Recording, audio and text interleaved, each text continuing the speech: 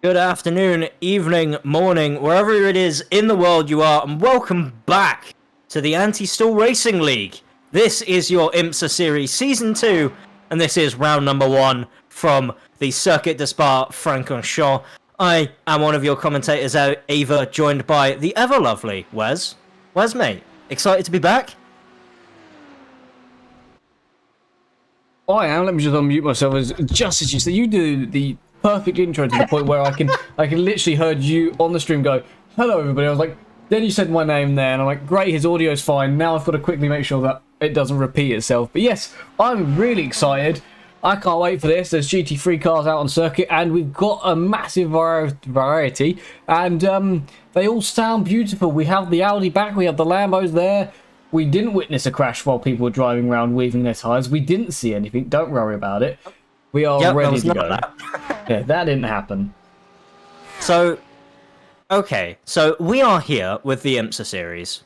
And with the IMSA series, there has been a change. Some of you, anybody who is in iRacing, will probably know we've had a new car introduced into the platform, the LMDh. So what that's done is that has reorganized how things work here in ASR. We now have 3 car classes battling it out on track for the race win. Every single car class, obviously, will be in their own car class fighting for their class win. Every car is also fighting for the overall win, though realistically you would expect that to win in LMDh, right? So we are, as I say, very excited because it also means we have a massive grid, and we mean massive grid. I think we have, at the moment, how many cars do we actually have in the session? Do we have an actual count of that? Oh, I'm pretty sure it's over 40. Yeah, it's I'm enough. pretty sure it's over 40. Because I believe there are 20 GT3s in the session, and there are quite a number of LMP2s as well. I believe 20 LMP2s. And then I want to say we have 14 LMDHs. So some quick math there will tell you we've got 54 cars out on track today. And that is an exciting prospect. 54 cars around Spa for an hour race is, I mean, that's just mental. Yeah, that's a lot. Absolutely mental. That is a lot. And there's 50 plus drivers in the briefing. Yeah, and we've got a couple of stewards, and I don't think we have enough. That's a lot of cars, and not much time, but I'm sure we're not going to get through everything. We're not going to see everything. I don't think the stewards are. This might be a 1 hour race, but I'm sure at the end of it, the real winner might turn up a day later or so once the stewards manage to work out where every car was and what they did throughout. Everybody's going to have their own journey here throughout this and their own story, and there's 50 of them. Some are going to be good, some are going to be bad, and I reckon there's going to be a few worse off than better off. Yeah, absolutely. And I mean, the cool thing with the way that we're now working in the IMSA series is, as we mentioned, we have 3 cars out on track. Last season we had the GT3s and the LMP2s. those have stayed, but we had a private qualifying session to determine who was going to be in for the hypercars. The top 15 of those drivers ended up qualifying in the hypercar series to then drive that lovely BMW LMDh. And those you would expect to be very tight competition. Normally we say GT3 is where you would find the tight competition, as in qualifying so far, it looks like that seems to be the case. Admittedly, it is the top 3 being, yeah, you guessed it, Leo. They're back, by the way, if you haven't guessed already. Leo Racing Team are back, but this time they've brought the Audis to the mix instead of the Porsche. One of the Leo drivers is actually driving a Ferrari, so we're actually going to see a top 3 of completely different cars this time. We're not going to see a top 3, or rather 7, be all Porsches like we saw last season. We actually get a nice mix between Audi, Ferrari, and Lamborghini. At the moment, those are the only manufacturers we have in the GT3, unfortunately. But, I mean, regardless, we have so many cars on track, I think it's really not going to matter that we don't see a lot of variety in the GT3 aspect, isn't it? Yeah, I feel like I can fully agree with you there, actually. Yeah, that we may not have the amount we have had in previous seasons, but we have an extra class, so I think we're fine. Yeah, absolutely. But one thing that I think everyone is curious to see is what the differences will be between all of the different classes this year compared to what they were last season. So if you remember last season, the LMP2 was very quick as a car. It had to compete with, or basically be similar sort of pace to LMP1 when not on hybrid, and that was very quick as well.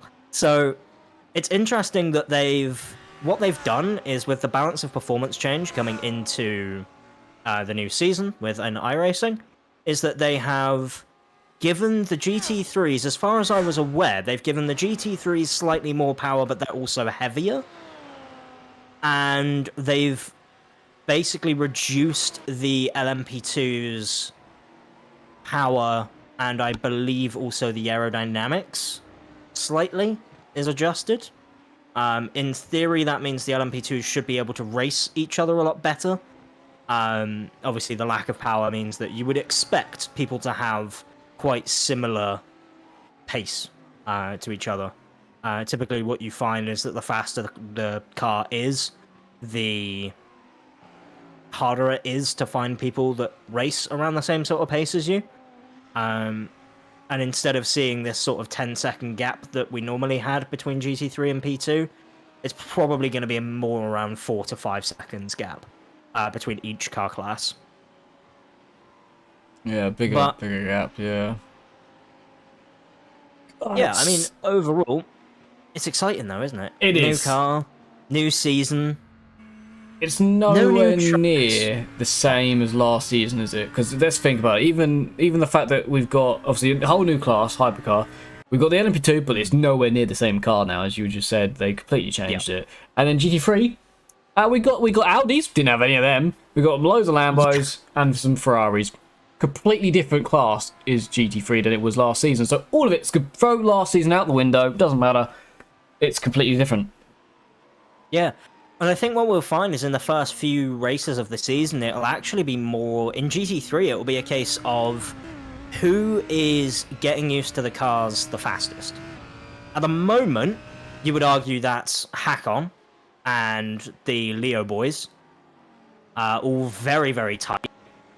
Yes. On the top five. That's crazy. Only a 10th separating the top 4.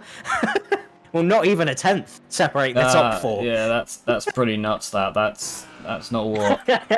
It's a long circuit, this, you know. Don't let them know about it. But wow, that is pretty mental. That well done to them. I mean, they are just on their absolute limit, aren't they, this season? And I think you have to be. You know, it's season 2. Everyone, yes, is still trying to work out setups. But- this is interesting because Hakon, he won the LMP2 he won the GT3 championship before it was to LMP2 last season. and did IndyCar, and now he's gone back to the GT3 and now at the moment on pole for his first race back. So, the Leo lot had their own way last season with him being the LMP2, but maybe GT3s are just such a strong car for him that, yeah, wow, he's really immediately turned up and he's only just pipping them, but I mean, he is taking on the fight solo almost here. Yeah, absolutely. And, that's not to discredit his teammate either. I think that's Ferran Balon in No, the I Lambo, don't think it number is. 21. Is that not No. his teammate? No, a different livery. This is no limits, sim limits, racing. which have a few cars. Okay. They have 2 in GT3 and I think 3 in LMP2 if I'm not wrong. Let me check their Instagram because they did post about it. It was just the number, or rather the banner on the side of the screen. They were both red, so I just assumed as, unfortunately, we spoke about him. Balon right out of Puon into the wall. That's not what you want to be doing, really. But I think the most exciting part of a new season, Wes, and I think you'll probably agree with me, seeing all the new liveries. Yeah, it's exactly what I'm doing now. I'm literally going through. I don't know if you noticed. I'm just slowly. There's a Porsche. There we go.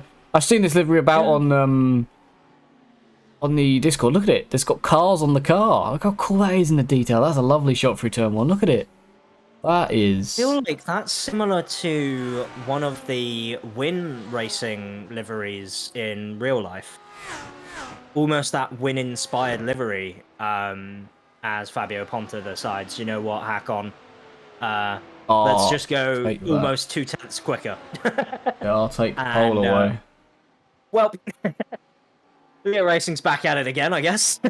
That's nice. I'm just trying to find these grey ones here. These 2 Lambos, which are grey or silver and grey and black. They interesting. I hope that is their livery. My training paint is on 97%, so they might not be, but they are exactly the same on my screens. It seems like, well, the one behind for me is white and okay, has a bit of green and black, but nothing major. And then the one in front is this purple, black and white, almost looking. Oh, I definitely have to wait then 1% more maybe for it to change.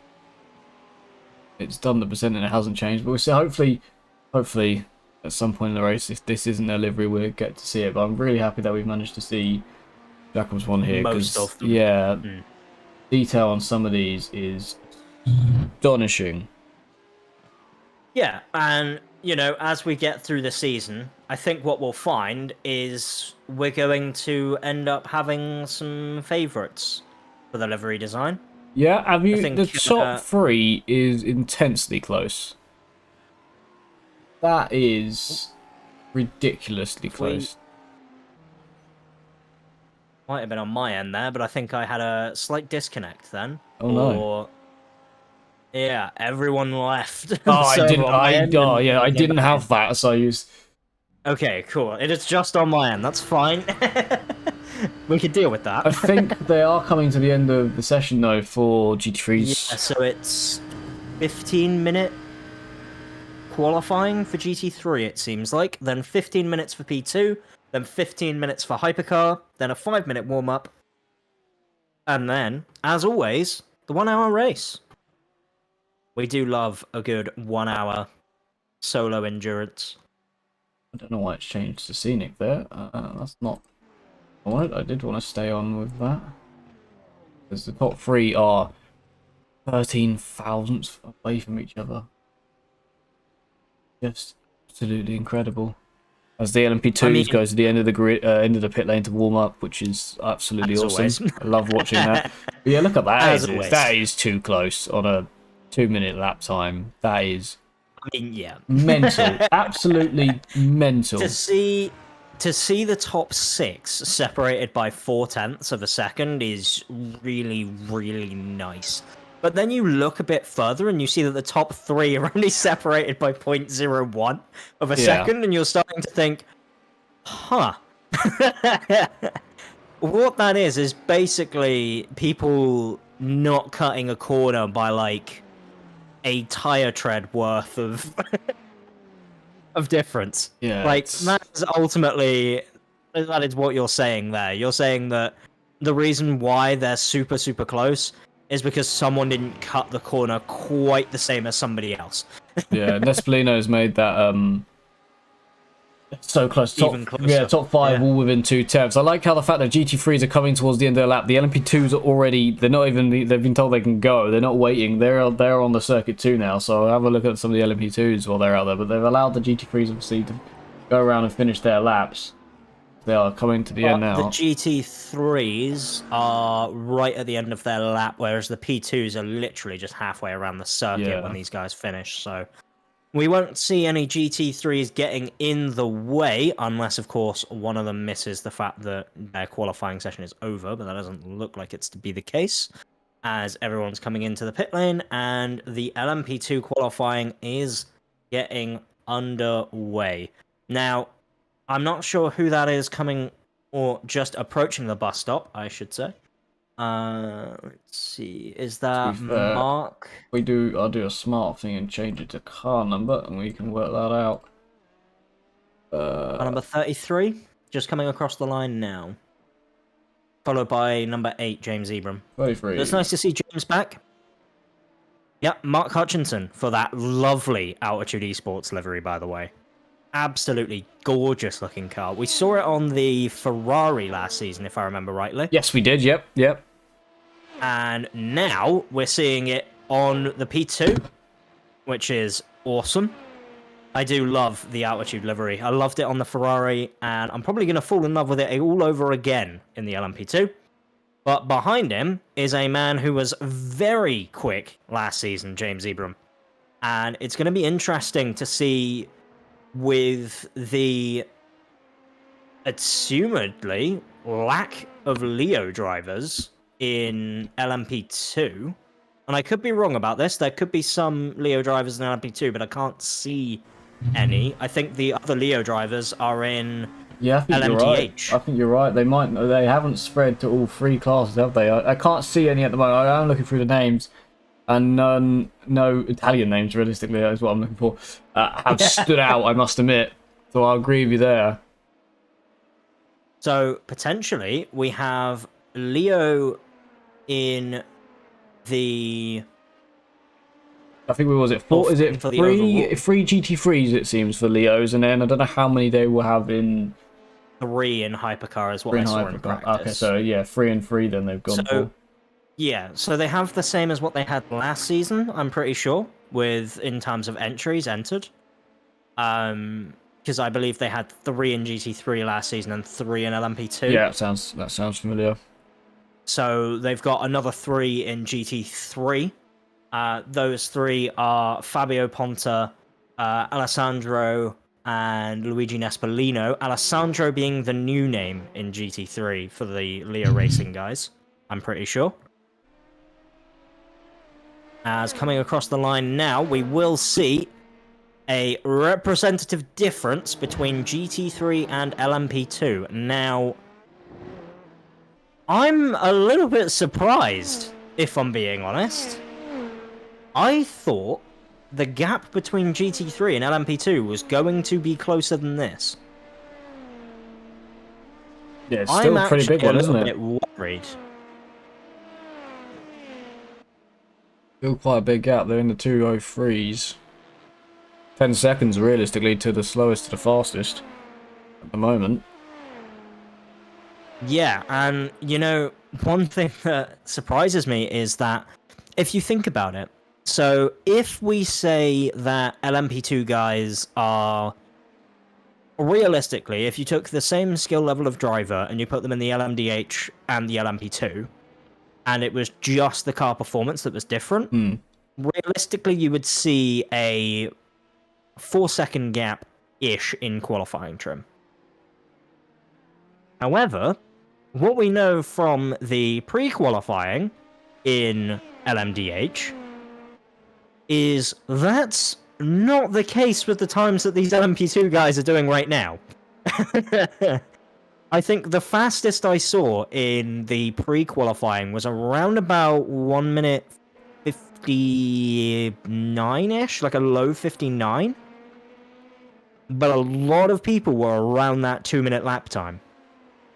Now, if the hypercar was free entry, and what I mean by free entry is like you didn't have to go through that process. Yeah. Of course, we haven't. Maybe we should explain that because we haven't explained that for maybe the viewers. We have quite a few. So hello everybody, and thank you for joining us for round number 1 of the IMSA series. Yeah. So you want to explain that a little bit? The for the hypercar, the difference between the rest of the classes, the fact that there was a pre-qualifying for this. Yeah, so effectively what they decided on in the admin team was that effectively to have this LMDh, what we needed really was a way to almost have it be that top level of driver in that car because it is the fastest class. You know, it makes sense that you would have the best drivers in the best car. And what that means is normally in a lot of ASR, I say, trying to mumble or rather not mince my words, is that the classes are typically you pay for your entry free, but you can enter into any class. That was how it worked last season. That's how it works in all the series that goes on in ASR.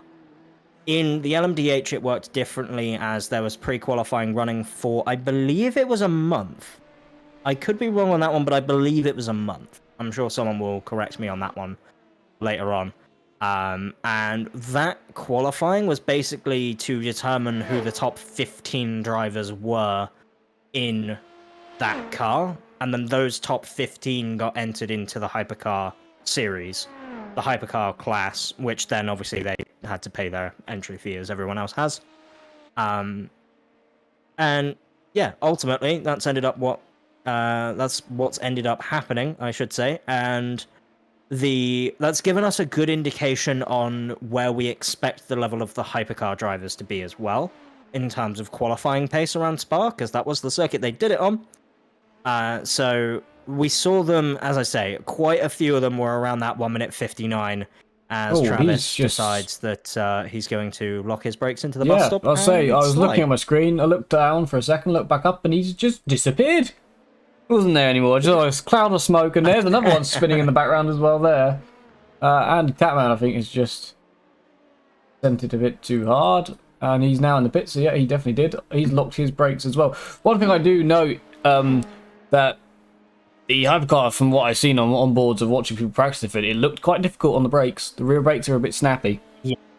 Yes, so I've been actually testing it for the Daytona 24 hours, and it's weird to drive because of the fact that you get this, out of the corners, you get this sudden like kick on the hybrid boost, and if you're not ready for it, the first couple of times, it will catch you off guard. Because the car seems to just, like, have snap oversteer, whereas, like, you put your foot down and you're like, oh, yeah, the car's fine, you know, it's got all the grip. And then it just doesn't, and it just spins on you. On cold tires, especially, that is something that these drivers will need to watch out for. The LMP2s will need to give themselves a bit of space from the hypercar start, just in case that does happen.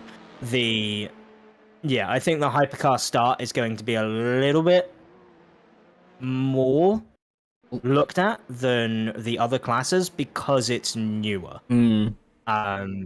The other thing as well to talk about with the hypercar is obviously the fact that it is a hypercar. It is a hybrid, whereas no other car on this grid is. And as such, there is actually not that much strategy change, which is odd to say. Normally when you... Oh, there's Aiden. I think that was Aiden anyway. And it's definitely Aiden spinning around, caught the gravel, held his brakes, and there go into the pits. Thankfully, he is off the racing line, so it didn't harm too much.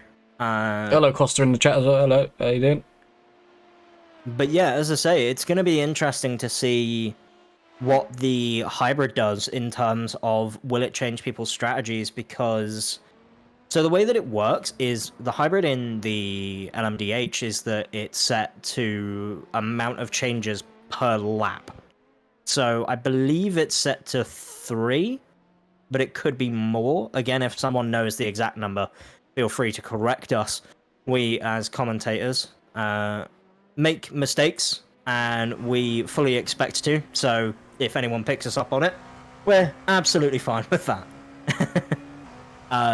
But yeah, as I say, so the LMDh, you can change the power modes, but you can't actually, like, as far as I'm aware, you can't deploy manually. It's all automatic, and I believe it happens above a certain speed, though I'm not 100% sure on that with the testing we've been doing around Daytona, because it seems to just happen out of every corner. At some point, when you hit second gear, that car will just light up the rev range, and yeah, your rev LEDs will start lighting up like a Christmas tree from the amount of speed you gain very quickly. It's fun, though. It is fun. It keeps you on your toes, does the hypercar.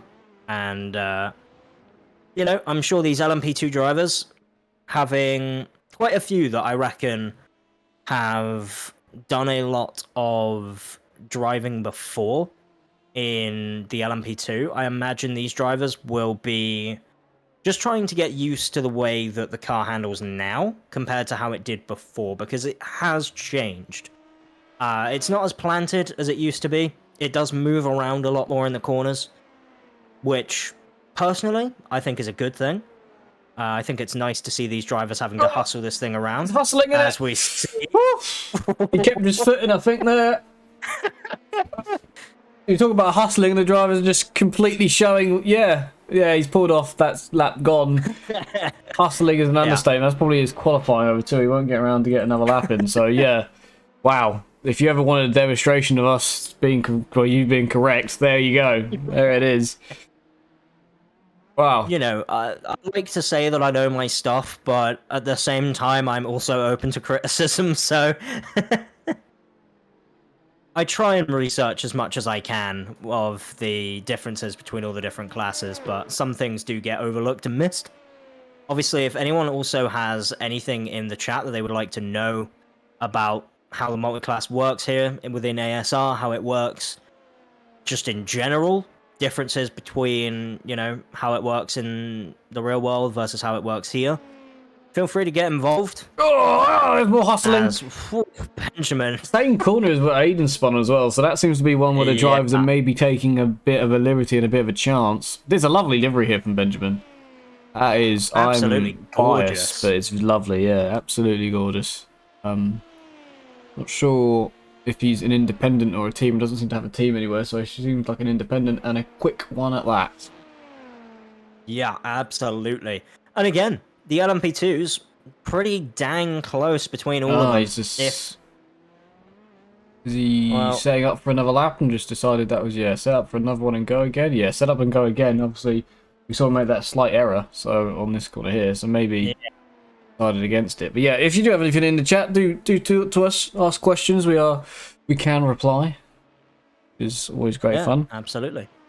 And, you know, Wes, obviously, we're a fan of liveries here. We're also a fan of some controversial liveries. Like last season, we had the controversial, is it yellow or is it green? Have you noticed, I'm the one that gets to make the thumbnails. I have made the thumbnail for this series, that car. So we get to see it forever and continue to have that debate. Have we seen anything debate-worthy yet, as Dylan van der Lands proceeds to post a very quick lap time? 202.973, breaking into the 202s, currently the only driver who's done it. Aiden goes P4. Young. Yeah, goes P4. I wonder if anybody will go any faster. Obviously, their session is over, so anybody still on a lap can finish it, but once you cross that line now, that is qualifying done for LMP2, and we're gonna see the absolutely gorgeous BMW hypercars taking out to the track for the first time in the Anti-Stall Racing IMSA series. Again, anybody who is watching, anybody who is new, welcome on in. Hopefully, we give you all a good show. It's going to be a good one. It really will be. we have 3 classes all on track that all look so incredibly competitive. I really do not know where this is going. Yeah. If I'm being honest, I can't predict who's going to win the first round. I have no idea. I haven't seen a livery yet that's controversial. Going back to that, I haven't seen one just Maybe yet. they're waiting for it. It will be in the LMDh. It will be, yeah, definitely will be in the LMDh, won't it? As they are now feeding, they're on the circuit, I believe. They are on there. If these guys aren't careful, these guys still in the LMP2s, is car number 43 in LMP2? Do we know? Yeah, I'm going to say yes. Yes, it is. Yeah, and he's not... I don't think he's on a lap. He's just driving around to the end, so... So, who is the first LMDh out there on circuit right now that's on a... that obviously isn't on a lap yet, but will be? Who is furthest around 30. the circuit? Car number 30, I'd say. 30 or 38. I think it's... Looks like 38 or 38 is the first car. They are literally just behind them, so they're a lot closer than the LMP2s were to the GT3s, I must admit. GTs, yeah, absolutely. As we see all of the LMP2 boys finishing up their laps and coming in. And in the background, there's the first sign of the LMDh. Car number, I believe that was 38, coming across the line. And here it is. Tom Dadswell for the Altitude Esports LMDh. And look at how pretty that car looks. It is quiet. Let's go on board. It won't be quiet now. Well, actually, to be fair. Quieter, it's quieter than the LMP2s, to be fair. I feel like I don't need to shout to talk over this one. No, it's... and we're still going incredibly fast. Yeah, Proving that loud isn't always fast. Fastest car. Is this the fastest car on the grid, or at least should be? I don't think the first laps are going to be representative of what these cars are really capable of. It will take a lap or two as we see... Look at the steering inputs from Tom. It's a handful. He is absolutely muscling this thing around. You see him constantly adjusting the wheel throughout the corners, and I mean, this looks like it's just a handful to drive, to be honest. It looks like if you've got cold tires, the car just really does not want to stick to the road. And you know, when you're traveling at the speeds they're traveling at right now, it is just absolutely ludicrous. I mean, right now, Tom Dadswell, you're looking at 200 kilometers an hour near enough going into the braking zone, and yeah, almost binning it, but somehow keeping it on the track. I mean, God, this car is quick out the corners, isn't it? It just goes, doesn't it? You can just see it. It's just, it feels like it is a completely different car to anything else that's out here. And yeah, it is, but like, so much so that I think the LMP1s felt quick, but I feel like in some ways this feels faster than an LMP1. It's not, but it feels it, you know? As we get the first lap from Tom Dadswell over the line. And it is a 1 minute 58.570. Now that is the benchmark that everyone else is looking to beat. We do have everyone starting to come through and finish their first flying laps. Oh, there's a nice coloured team, I think. Orange and black ones here. Jeremy, and I'm not sure who the second one is, but they are... Oh, losing it! That's what they're doing! Jeremy! It's not what you want to be doing, really, buddy. Very difficult braking zone is the bus stop chicane. We are aware of that. And in this LMDh, it is even harder still. As I've just realised, by the way, how close the top 3 are already in the LMDh qualifying. That is a bit mental. Less than 2 temps already. Hello in the chat to Ryan as well. Yeah, they're close already. It's a lovely. So that is an Altitude Esports livery on that BMW. So It does look nice again, doesn't it? Am I losing it, or is that meant to have front grills, or has it just got really big front noses, doesn't it? No, it's got that usual BMW styling Yeah. of the front has to be absolutely massive, but we're not going to put a grille on it because that's where all of the airflow goes. Right, okay, that's why I was losing it, because I was expecting a big grille, but no, it hasn't got one, but it's got just massive holes in the front of it. Yeah. Izzo is on lots and lots of purples, apparently, and here he's in the middle of two cars, two teams, two teammates, it seems, but he's apparently still purple. I've gone on the wrong one, that's Izzo. I was meant to find Illiso. And is he already... number 888, nearing the end of the lap. Lots and lots of purples. Stop chicane. You almost saw the back end there as he turned in. Almost snapped on him as he turned into the corner. So maybe a bit more time to be found in that car if he sorts out the braking. But all right about it. Oh boy. All right about it. Oh boy. The Leo racing teams have arrived. Yeah.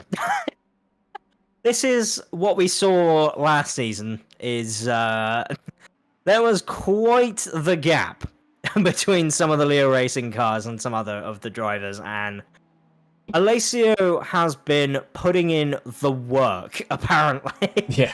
He has been grinding in this car and been trying to absolutely annihilate the competition, and it's working so far. 1 minute 56.7 compared to a 157 as the next fastest, who is also in the same team, by the way. So, I'm not sure where Alessio found that lap from. I did say, by the way, that this car will do better on its second lap, and I believe that was the second lap Alessio was done. It was, yes, it was.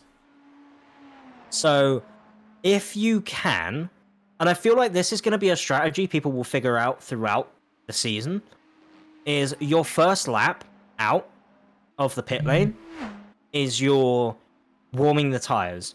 Your lap after that, so the first quote-unquote flying lap, build the battery. The lap after that, that's when you absolutely gun it, and you go for that fast lap time. I mean, it worked for Alessio.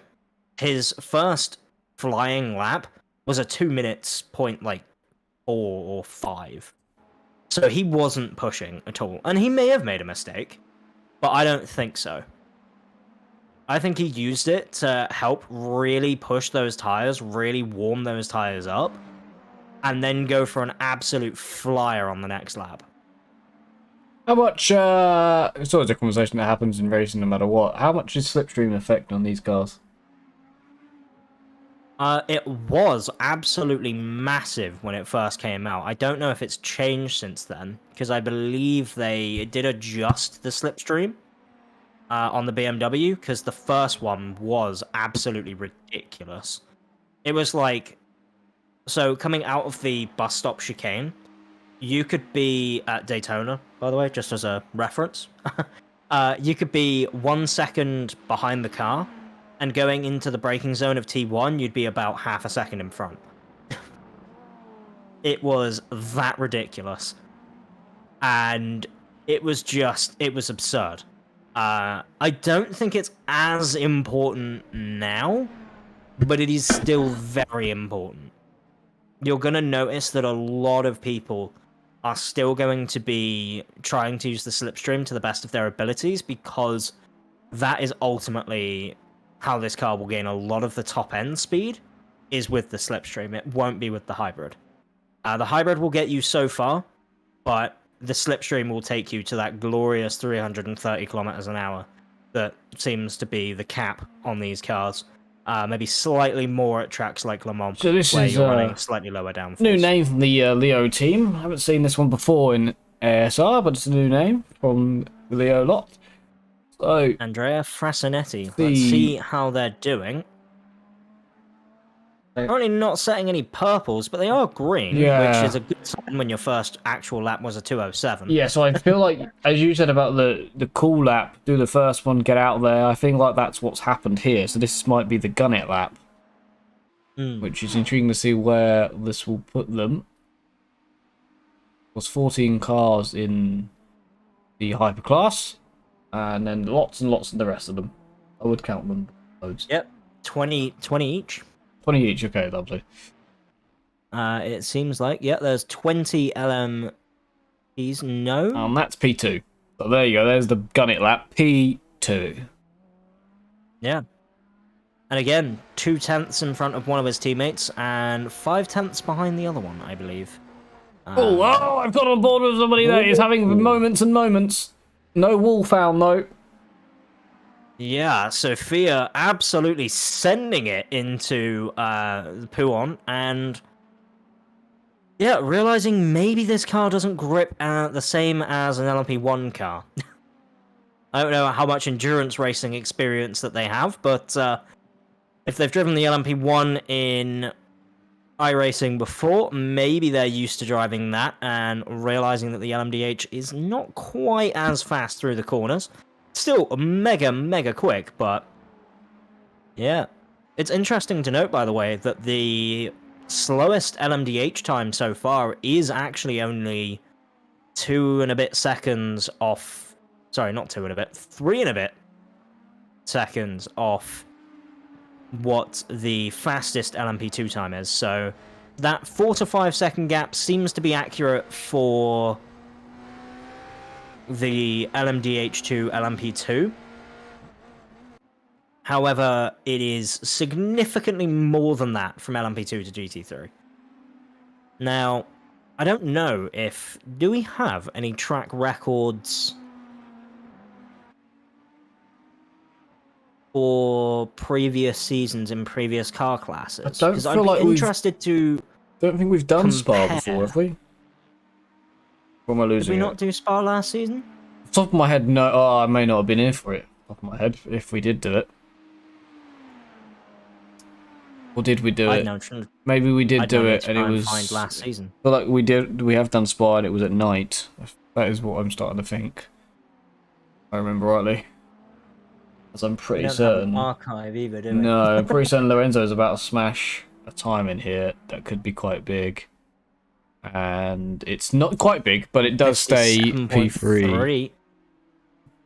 I mean, he's now incredibly close to his teammate, so that's a good start at least.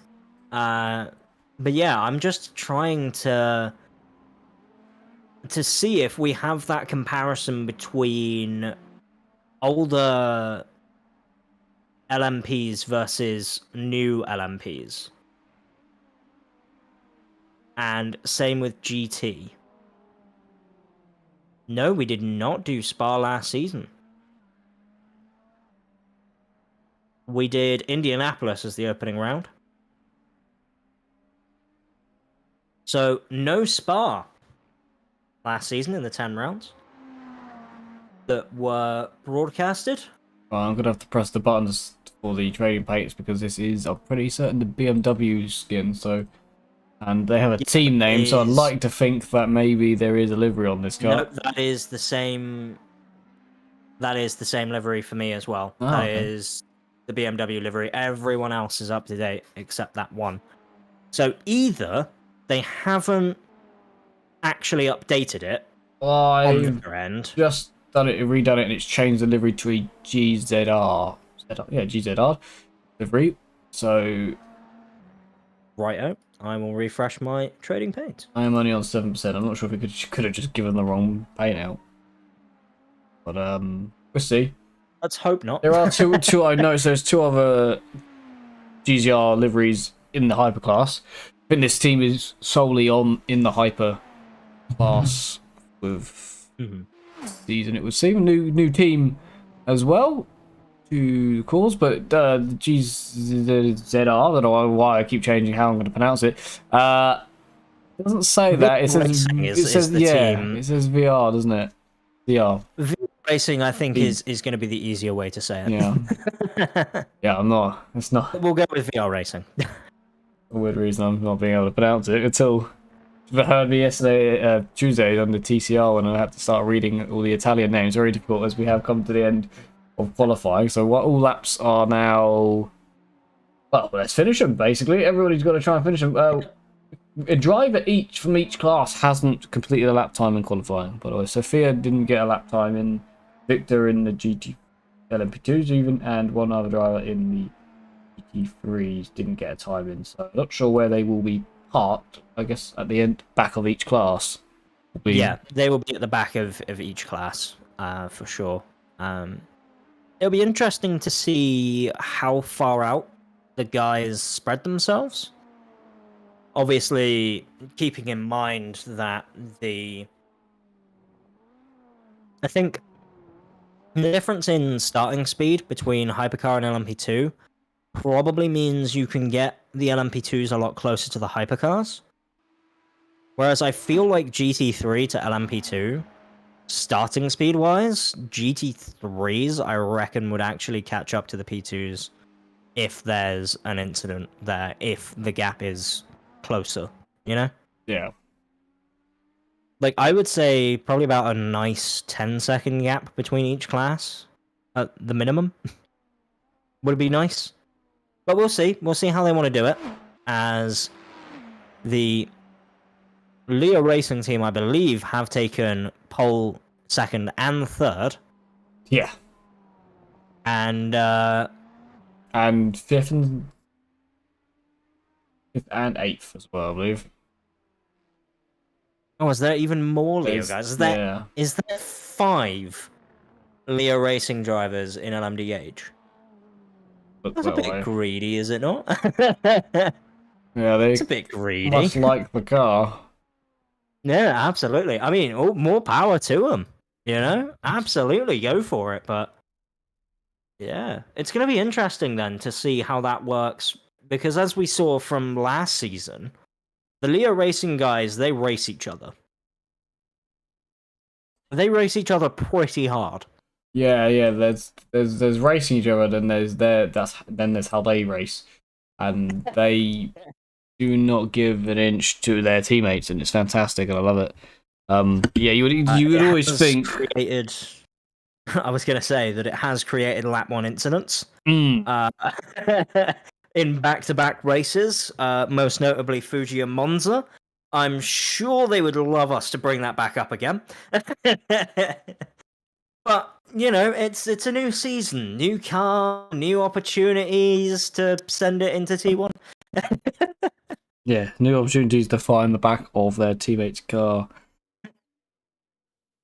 quicker than last season. Yeah. Looking at the calendar, by the way, just while we're getting into the warm-up, let's talk about that, because we don't have any point standings to talk about during warm-up, which is normally what I would fill this 5-minute space with. Yeah. We have a calendar for you all. So 10 rounds again this season. And we start off here, obviously, at the Circuit de Spa-Francorchamps. Next week, we will be off at Hockenheimring. Is that next week? Or is that the week after? A week after it will end up being.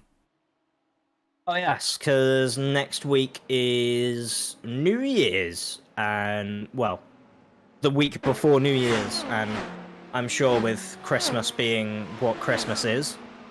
And, God, is that not a glorious sight? That's so cool. I love that. That looks so cool. Oh, I love it. That is a lot. I love it. It's chaos, and it's great. Oh, that's so cool. Anyway, nerding over. So, on the 22nd of December, which is obviously today, we are at the Circuit de Spa-Francorchamps. Next time out will be the 5th of January, where we are racing at the Hockenheimring. And then a week after that, for the 12th, we are at the Circuit de Neves-Magny-Cours, which is a circuit that I've never actually seen a race at. As an Altitude Esports GT3 just absolutely got sent into the barrier there. GT3's getting killed already. Yep. Oh, that's some speed. Yeah. Sheesh. How's this for your touring car lot? Hey, we had 23 cars in Sebring Club. Like we had our own carnage. The same amount of track, isn't it? Yeah. 23 at Sebring Club feels like 54. Yeah, it was a lot. 3 wide into turn 1, and yeah, exactly how you want to start a season, and this is But great. I'm interested to hear your thoughts, Wes, on Manicourt. Obviously, a new track to the iRacing server. What have you ever seen a race there? First of all, No, never. have you ever like seen anything about I've it? seen an onboard of Alonso saying chicken instead of chicane, and that's it. That's my extended knowledge of Manicourt. Alright, cool. Oh, I know it. He kept saying going into the chicken instead of chicane. Like there's like it must be like 3 chicanes, and yeah. Yeah.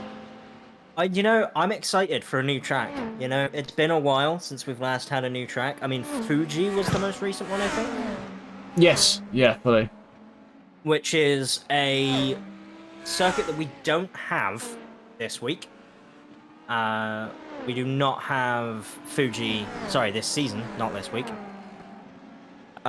Just quickly running you through the rest of the Daytona while the qualifying results are up on your screen. The rest of the calendar after Manicourt, on the 19th of January, we are at Daytona, the International Speedway, which should actually be used to prep for the actual Daytona 24. That's what I imagine a lot of the drivers will be using it for.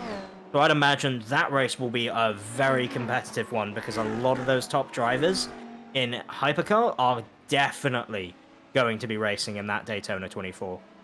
And that's going to be fun to see. On the 26th of January, we are at the Nürburgring, but I'm already hearing the disappointment in some people's, you know, comments. Yeah. It's not the Nords. No, it's not the Nords. Kevin hates the Nords. It's as simple as that. Kevin hates the Nords. And of course, because he's the big boss man, he gets his way. But after that, on the 2nd of February, we are at the Red Bull Ring, which should be another fun one. Then on the 9th of February, we have Suzuka, one of my favorite race circuits of all time. I love that track.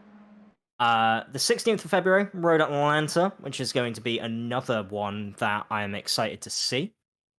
Then the Autodromo Internazionale Enzo Edino Ferrari, also known as Imola to those who don't speak Italian or love me mispronouncing Italian.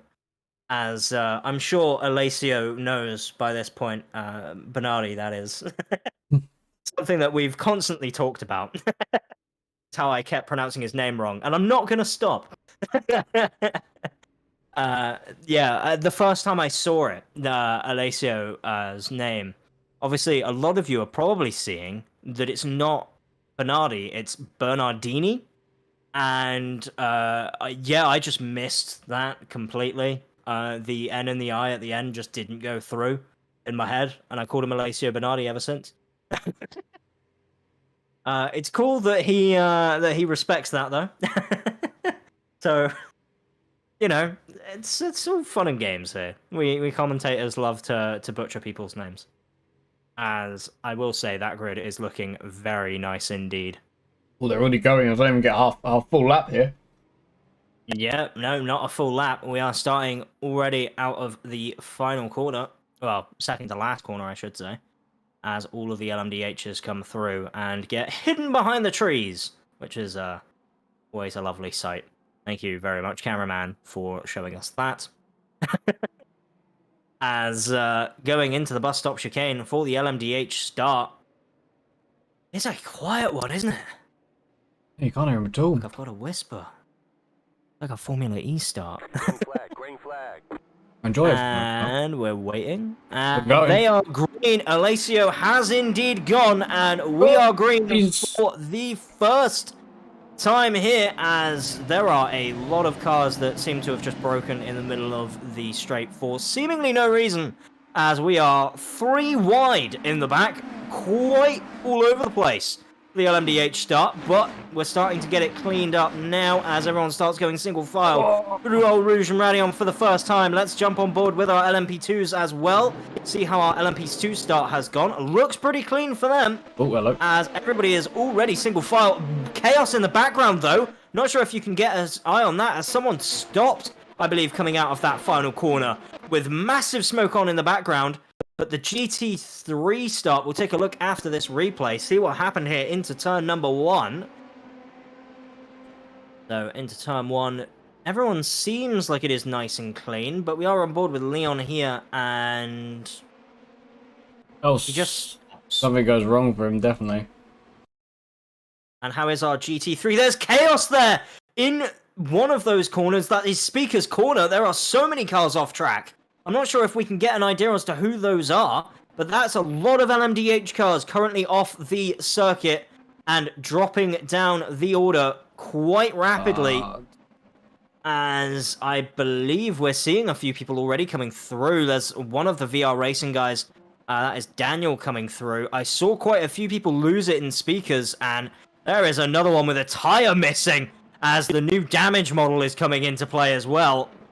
That is something that we're going to see a lot of as well. New damage model on all of the cars here. So we are going to start seeing tires hanging off. We're going to start seeing, you know, all the dynamic elements as well that go on involved in that. And another spin in the background there. That is one of the Leo Motorsport guys. That's Andrea spinning it in the background and managed to get themselves back up and going again. But man, this LMDh is proving tricky to drive for a lot of these drivers so far. Yeah, my iRacing is just everybody's flickering in and out. Nobody, literally, absolutely everybody is flicking in and out. Don't know what's going on. I actually realistically can't see anything. Seems fine on my end for now. We are on board with Jose Fonseca at the moment in the GT3s, as the GT3s seem to have had a pretty good start so far, as there are still more chaos currently. There are still a lot of drivers who are having moments, as we are on board with Andy Tapman for the Anti-Stall Racing team. Let's see what happens to him going into turn number 1. Somebody tries sending it up the inside. He then tries to send it up the inside of someone else. And unfortunately, 3 does not fit into 1, boys, and they collide coming out of the corner as well. Andy Tapman not going to be happy about that one, as I'm sure the stewards are going to look into it, but there is already absolute carnage here in the ASR Spa round number 1 for our IMSA series, and we're only 2 laps in.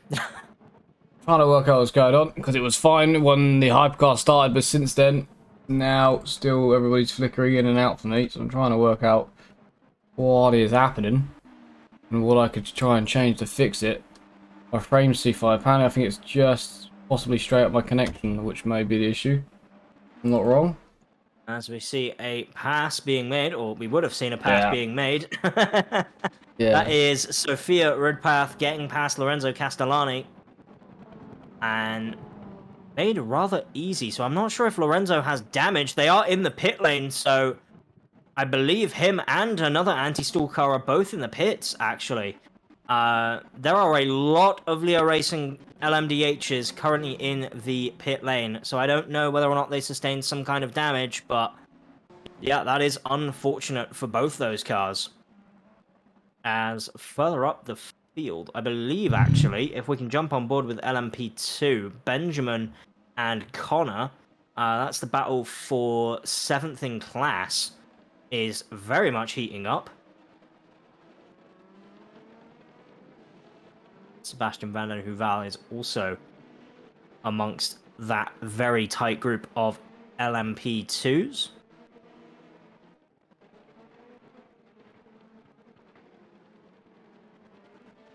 Oh, I don't know if I can get that to fix.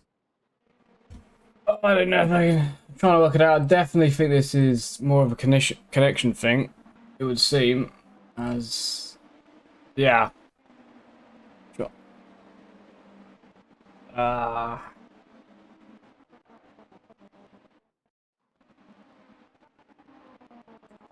There are obviously quite a few cars out on track, so having all of them racing at the exact same time, along with doing the streaming aspect of it and also doing the live timing aspect of it, there is a lot of data being sent towards us as commentators and also broadcasters, so understandable that for the first race out there are some technical difficulties. We apologize for those. We are working hard behind the scenes to try and get that sorted all for you so that we can get back to our regularly scheduled viewing. I will try to take you through the action as I can with everything that is happening, but my live timing is absolutely mental at the amount of things that just keep happening and changing, and it's chaotic. Yes. So, to go through our standings at the moment, as the LMDh crowd seems to have finally spread themselves out a little bit. Alessio Bernardi currently on your screens going into turn number 2, going up Eau Rouge and Radion. Alessio Bernardi currently leading the way from Jeremy, who is then leading from Alessandro Izzo. And the gaps for those are currently around about 5 seconds between Alessio and Jeremy, and then 2 seconds between Alessandro and Jeremy. And then P4 is Tom Dadswell, who is within a second of Alessandro Izzo. So hopefully at some point we may start seeing a battle developing in LMDh 4P4, but it does seem like Tom is not able to find as much time in certain sectors, especially the middle, compared to where Alessio is. Then Sophia Ridpath currently in P5, 2 and a bit seconds off what Tom is able to do. There are still more cars being stranded off the sides of the road. James Ebram is one of those. Travis Linscombe in P8 and LMP2 also having issues. There seems to be a lot of drivers having issues at the moment as another LMDh keeps dropping down the order, actually dropping behind a lot of the LMP2 drivers. That is Juanto Avale. I apologize if that is butchering your name. I do apologize.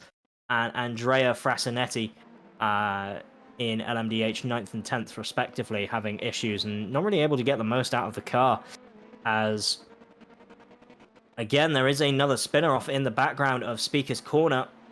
And I'm not sure who that was. But, again, more issues for the LMDh crowd. And it seems like the LMDh is really difficult to drive quite fast. Which is a pattern, I think, that we're going to keep seeing throughout this series. As all of these drivers start to try and make their way back through. Frasinetti currently getting past one of the LMP2 drivers who was on the same lap, so they don't have to move over for blue flags, but I'm sure they will anyway because it's just a little bit easier when you're in the slower class car. As back into the GT3 battles we go, and there are a lot of them. There is a big crash there between one of the LMDh cars and one of the GT3s. I believe that was Brody Maynard getting involved in that one, or potentially could have been someone a bit further down the order. I saw it was an Altitude GT3, so I'm not quite sure who exactly drives for the GT3 side of the team, but yeah, a lot of cars currently off on track. So there may be a chance that I might just have to read in the chat. Thank you for everybody's input. Could be a common issue for broadcasters, so I might have to just rejoin the session. I generally have never had this, so there's some cars which seem to be fine, and some definitely, most are definitely not. So it's very weird what's going on. I'm not really certain, but yeah. So I may have to back out and come back. It'd be annoying, but if it fixes this, then I'm willing to give it a try. I don't see why not. So for a minute, may not see the process. I will start to try and do a radio broadcast. Yeah. This is now your ASR radio. And yeah, your ASR radio Le Mans style broadcast, which is a first for me. I will say that is something that I am not used to doing, but I will try and take you guys through the action the best I can while we're just trying to get things organized once again, as there are still quite a few cars on track who are battling for positions, most notably in LMDh, actually. LMDh, Alessandro Izzo, has actually managed to catch up to the back of Jeremy, going up through Eau Rouge and Radion. We're going to see Alessandro Izzo try to get involved, but currently a little bit too far back as we go into turn 4. Currently separated by 0.3 of a second. It is one of our closest LMDh battles right now. I think the only other one on track at the moment is Gianpaolo battling with Sophia Ridpath, and Gianpaolo is trying to look a way through into, I believe this is turn 7. The corner before No Name. Everyone knows No Name. I always forget the corner before that, but yeah, Gianpaolo up the inside, made that nice easy, done before No Name, and has all of No Name and then Puon to try and extend the gap. Although there are T3 traffic for our LMDh drivers that now have to worry about just trying to get through cleanly is going to be your main thing, as I jump on board with the LMP2 cars, who are going absolutely crazy with the LMDh involvement, as P7, 8, 9, 10, 11, 12 in LMP2, all sharing pretty much the same piece of tarmac. And it is absolutely crazy. It is so much action in one place, and this poor LMDh that's trying to get through, I believe that is the number 27 LMDh of Shranto of Vale, is trying to weave his way through, but yeah, the LMP2s aren't making it the easiest thing. Obviously, they have their own battle to worry about, but the LMDH is up the inside of Puon, going to take quite a few of them before Piff Paff, so nice and easy for them. But yeah, the LMP2 battle is always closely contested, and it seems as though that is still going to be the case. Top 10, all battling for positions just all over the place. GT3's not as close as you might think between a lot of the top drivers in GT, as there is a big crash with one of the LMDHs. I believe that's of Jeremy. They've lost their rear wing going up through Eau Rouge and Radion. I want to say that was potentially just caught the curbing, trying to get past one of the Ferraris, or potentially got hit in the rear. And yeah, they got hit in the rear. Jeremy got hit by Alessandro Izzo and lost their rear wing coming up out of the exit of Eau Rouge and Radion. And down the Kemmel Straight, they have no rear wing. So that will help them as far as that's concerned, but they are already back in the pit lane. So yeah, just a teleport back to pits and try to move on. But yeah, not great, it must be said. What that does mean is the LMDH battle for your top 3 starts getting a little bit closer between Alessandro Izzo and Gianpaolo, who is currently a good old 10th behind, going into, I always forget the corner after Stavlo. I always forget the name of it, but Gianpaolo did manage to make the move going up the inside before Alessandro Izzo does pit. I'm assuming for damage, but we'll have to wait and see. The LMDH, I have noticed, is already not particularly strong in terms of as a car. It's not really built to last. It seems like any sort of contact is going to do something to it and going to affect the car quite a bit, as the LMP2s are still battling it out for 3rd position. We do have a really nice battling brewing between Benjamin and Mark Hutchinson. Mark all the way on the back, going into the bus stop chicane, almost bump drafting him into the bus stop, and Mark manages to make that move before now setting his sights on Aiden Young, who has done really well to bring himself up 9 positions, put himself in 2nd place. Mark currently up 10 positions, but the LMP2s having to wait for this GT3 before they can really start putting the foot down.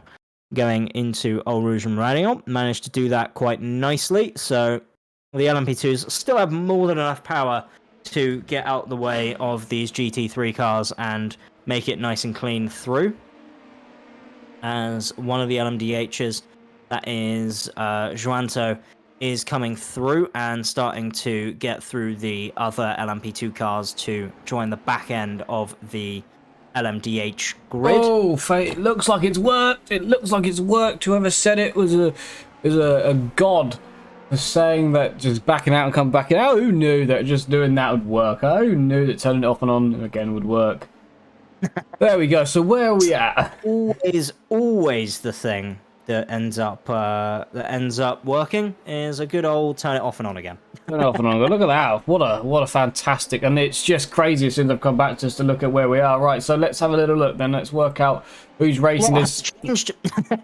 What's changed? What's happening? There's a lot of LMP2s trying to pass one GT3 and one corner. Yeah, right, we're back. So from the hypercar standpoint, I think a lot's changed. The LMP2s are just crazy. I'm not exactly sure who's where, but the leaders of each class may have a slight gap. Yeah, I think like Dylan's got a bit of a gap to the car behind his class.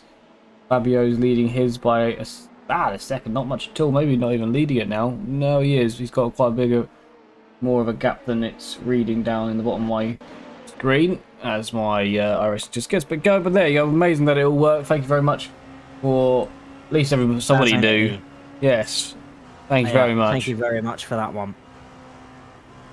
That is a massive, massive help to us. We are only but a small team, so anytime anyone can help us out, we are majorly grateful for it. And yeah, we try our best to put on the best show that we can for you guys, so any help that you can give to help us make that better is greatly appreciated. Thank you very much. But yeah, LMP2, as I was saying, like this battle that I was trying to give the radio broadcast of, yeah, very good. Very, very good between all four of them. And the GT traffic that's in front is only going to serve to spice this up even further. Now, when we talk about the traffic side of endurance racing, I think a lot of us tend to think about the 3-class level of multi-class racing. Sebastian Van den Hoovel does pass Connor. Well, yeah, he did the pass and also disappeared, but he made the pass there. Very nice pass. Up into P14, which is P5 for him. Yeah, there's a lot to look out for, isn't there? There is a lot of stuff going on. Tom Dadswell just apparently went off track, but he still sits in P2, so he probably just went a little bit wide. There's a wide LMP2, doesn't find the wall. Oh, he nearly found the back of that Lambo, though. That is Chris, I believe, and he does touch the side of him there, doesn't he? He definitely bonks doors with the Lambo. Yeah. Oh, there's James coming through, so James must have had a problem there if he's James coming back through the grid. And James, we knew, was relatively quick from last season, so nice to see him back, and in that lovely ATRS livery. One that I don't think has quite the right placements for some of the number plates.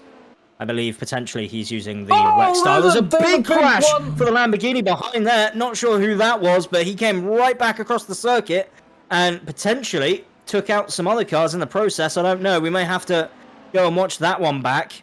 That is Ferran. I'm not sure what happened here, but there are two No Limits racing cars. Oh, no. One of them is an LMP2. The other one is a GT, and I am very scared to see where this one's going. Oh, no. So it wasn't even the No Limits car, and that is... Thankfully, no one involved in that, but that was, big crash. And that was very big. As we see the front of the, we see the bonnet there even, just flying off the front of that Lamborghini. Not good. Am I right in thinking it was car 15 of Travis there that had the contact with the GT3? I would imagine so. It is involved in this LMP2 battle, it looks like. So Travis, unfortunately, is probably going to get looked at by the stewards. And, you know, if I was the stewards right now, I wouldn't be envying their job. No, not Mal, no. I will just throw that out there. I would not be envying their job, as they are, yeah, rather they're going to be rather full of things to look at, as we do have Sophia coming in for their first pit stop, and Oh, a that lot was of the LMDh very... cars. That was a bit close there, wasn't it? Between a few of them, the LMP2, the GT3 and the hypercar all in one tight corner, but everyone got away nicely. Yeah, that's cool to see. Yeah, but Sophia in, so I'm not sure how the pit strategy works then for classes. Normally we always wait about, you know, 30... Is it going to be 2-stop today? We're going to have to talk about that. 2-stop or 1-stop? I think it's going to be a 2-stop today from everyone. That's what has been said, although, saying that, Alessio Bernardini... Hunter's just gone in as well. The leader of the GT3 class is in the pits, so that's telling me it's a 2-stopper today. For the GTs, yeah, I would imagine so. As there seems to be a bit of a light flash from the car behind James. He's in him. How has he not touched him there? I feel like potentially the car behind James was not happy with a move that got made, and yeah, that's There's some damage on Paulo's car, definitely. I feel like it looked like it. Anyway, maybe I'm wrong. On the right side, it definitely, right rear, it's got a bit of damage on his car. I don't know. I think the person who's racing with James right now is racing him rather hard. I will say, as the LMDHs try to come through, blitz past in a straight line. Although they only get there at a certain point, they're not the fastest things to overtake in the straight. Oh, James is going deep. James. Yeah, I mean, wasn't expecting the car to brake so much for the corner, I'd imagine, with the GT in front of the LMDH. Oh, that's not was expecting LMP speeds through the corner. Got got GT speeds. Oh. As James Ebram, again, another slight touch on the way through, but It's a good pass, you know, all fair in love and war, as James Ebram still trying to fight for his 10th position, and there is a slew of LMDHs currently in the pit lane, and that is a lot of LMDHs currently in. All of them seem to be up on the jacks taking tyres, so tyre life seems to not be the greatest on these LMDHs. That would fascinate me if they did take tyres, because we don't ever see that ever. People just don't do that in an hour race, do you? So I'd be absolutely shocked if they did take tyres. That'd be incredible. We obviously know the GT3s definitely aren't. Just had a message in the chat. Tim Perry saying sorry he can't be there to claim his normal P4. Tim, Mr. P4, Terry. Mr. P4. Terry, even. Mr. P4. We miss you, Perry. We do. We really do. That comes in. It was a highlight of our day. It was a very Just good seeing highlight. if we could figure out who was in P4. But yeah, I mean, overall, the racing so far has been actually pretty damn good. I mean, I'm actually surprised. The LMP2s seem to be really good around the LMDH traffic as well. I think the LMDHs... yeah, just a lot of the LMDHs just seem to be really respectful for what the P2s are doing. A lot of the LMDH guys seem to just know their stuff in endurance racing, know where they can pass, know where they can't. They know where their car's quicker than everything else, which is, you know, pretty much everywhere, but don't tell them that. But, you know, they're just getting on with it. You know, ultimately, that's what they're trying to do. And they're making it look relatively easy. A few more GT3s are pitting as well, so... Yeah. A lot going on, as always. We're not at the halfway point yet, but it looks like the GT3s are going to do... Some are doing 1-stops, maybe some are doing 2, because if you get to the halfway point, then it's 1-stop, but a couple of them... Lorenzo has crashed, apparently. Let's have a watch and let's have a look. Oh, So Castellani going into Stavlo 1 on the exit. Gets past the GT, goes into Stavlo 2. Does he hit the... Yeah. No. Yeah. Doesn't find anything, does he? No. That is quite a bit of understeer from that car. To be expected, to be fair, when you're travelling that fast. The car there's a car off there. In a straight line. There's an outer shoot. A Lamborghini. Now, I'm not sure if we can get a replay or maybe see what happened there. I mean, it would be interesting to see. I'm not sure which Lamborghini that was, even. Was that, James has just passed. Is it Lars? I'm not right. Yeah, it's Lars, but how does he get there? This is how he gets there. So there is an altitude behind him, oh! and it's not even the altitude's fault. It's grass. But avoided that. LMP2's into the pit lane for their first pit stop, and all of them coming in look at exactly the same time. Look at them all in. That's astonishing. That feels very much like a real-life LMP2 pit lane. Right there. All of the LMP2s come in exactly the same time, and they all laugh and, you know, try to have fun together. Was that a one stop from the LMP2s, or was that a 2? Oh, it'll be a 2. Definitely a 2. 100% 2, okay. It'll be a splash and dash on the second stop, but yeah, it'll be a 2. As we see the LMDh battle here between João Paulo and Alessandro Izzo still raging on. João Paulo tries to go up the inside of the bus stop chicane, makes it work. Alessandro Izzo not really fighting it, so whether or not he couldn't, maybe his hybrid ran out, or potentially it was just a lack of speed into the corner. I mean, I said the slipstream wasn't going to be as powerful, but let's see. Coming out of the corner as João Paulo does indeed start to try and get a move on. I do hope at some point we can maybe get some better cameras for the LMDh noise, because I feel like they are by far one of the quietest cars that we've seen here. I think even the LMP1s were louder than that.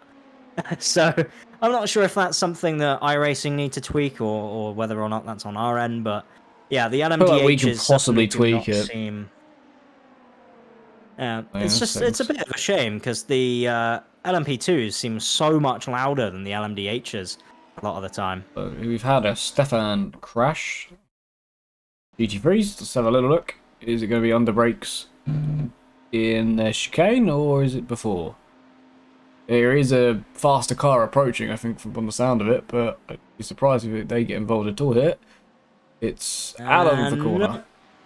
Yeah, just a little bit too much throttle, and around he goes. You know, it happens to the best of us. It does.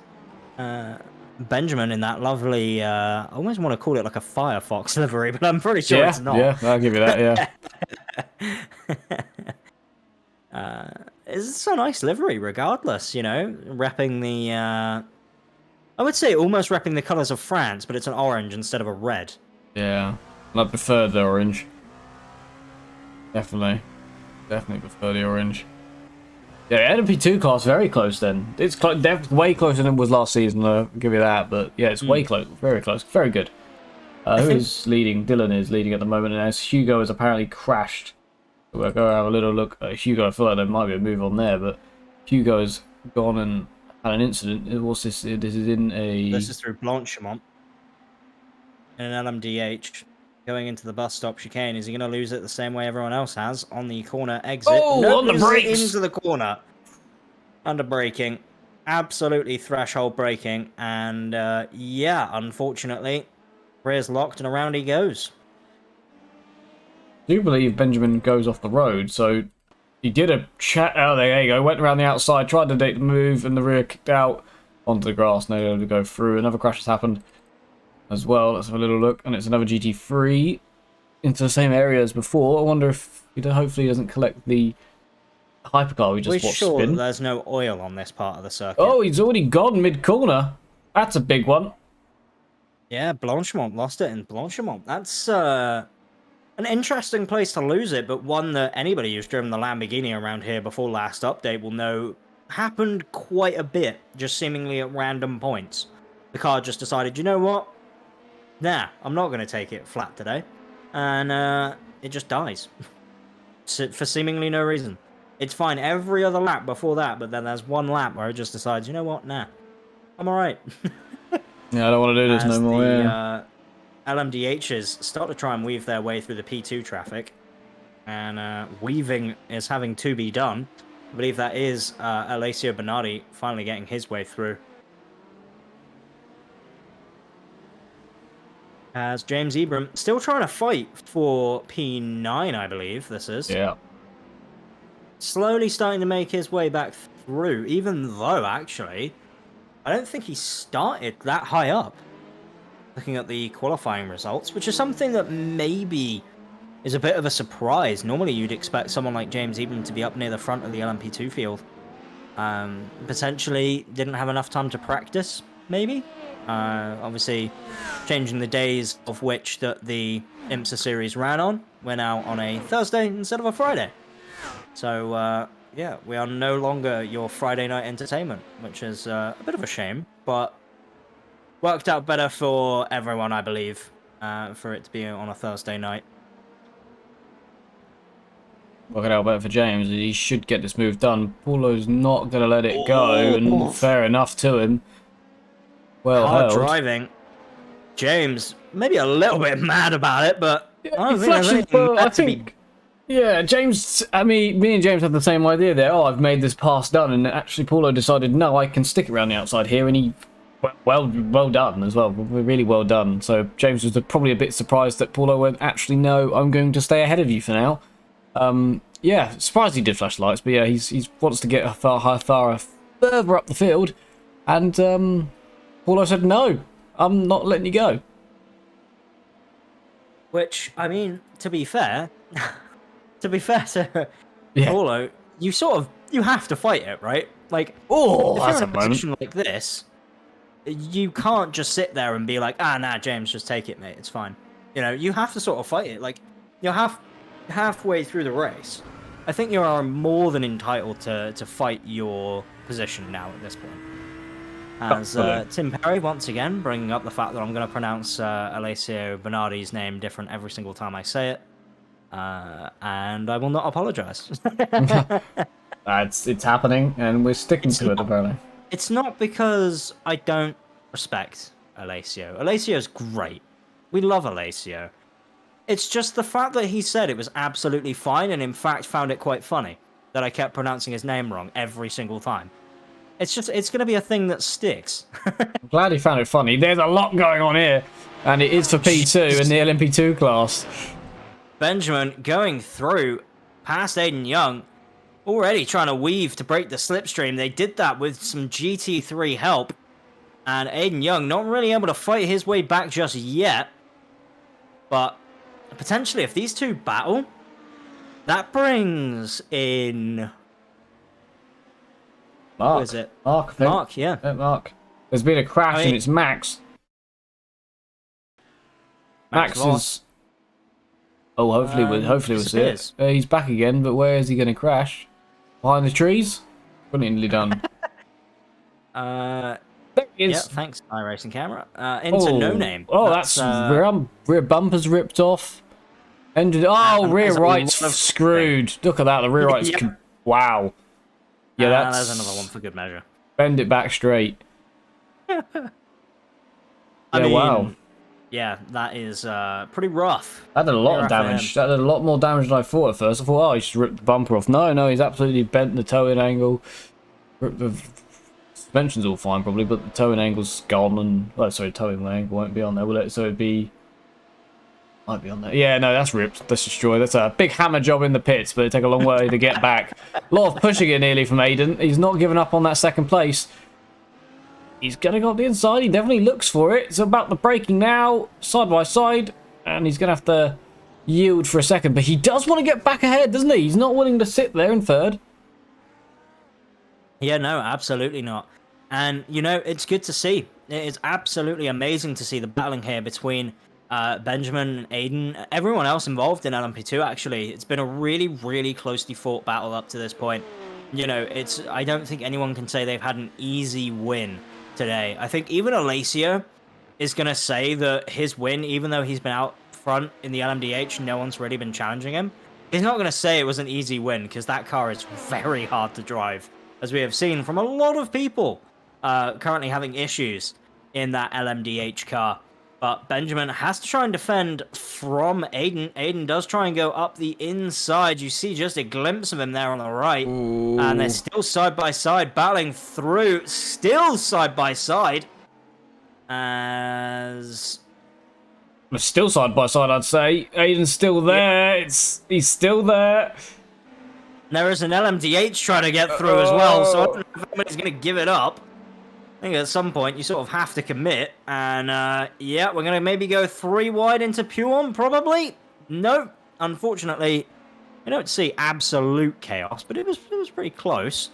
I was maybe hoping that we would have gotten it, but no, unfortunately not. Alessio Bernardi coming through to lap the LMP2 guys, and has almost lapped the all of the slower classes. So there you go. In case you were wondering how long it takes for an LMDh to catch you around Spa, if you're driving the absolute wheels off your LMP2 and the LMDh is absolutely driving the wheels off their LMDh, it's going to take you about 36 minutes.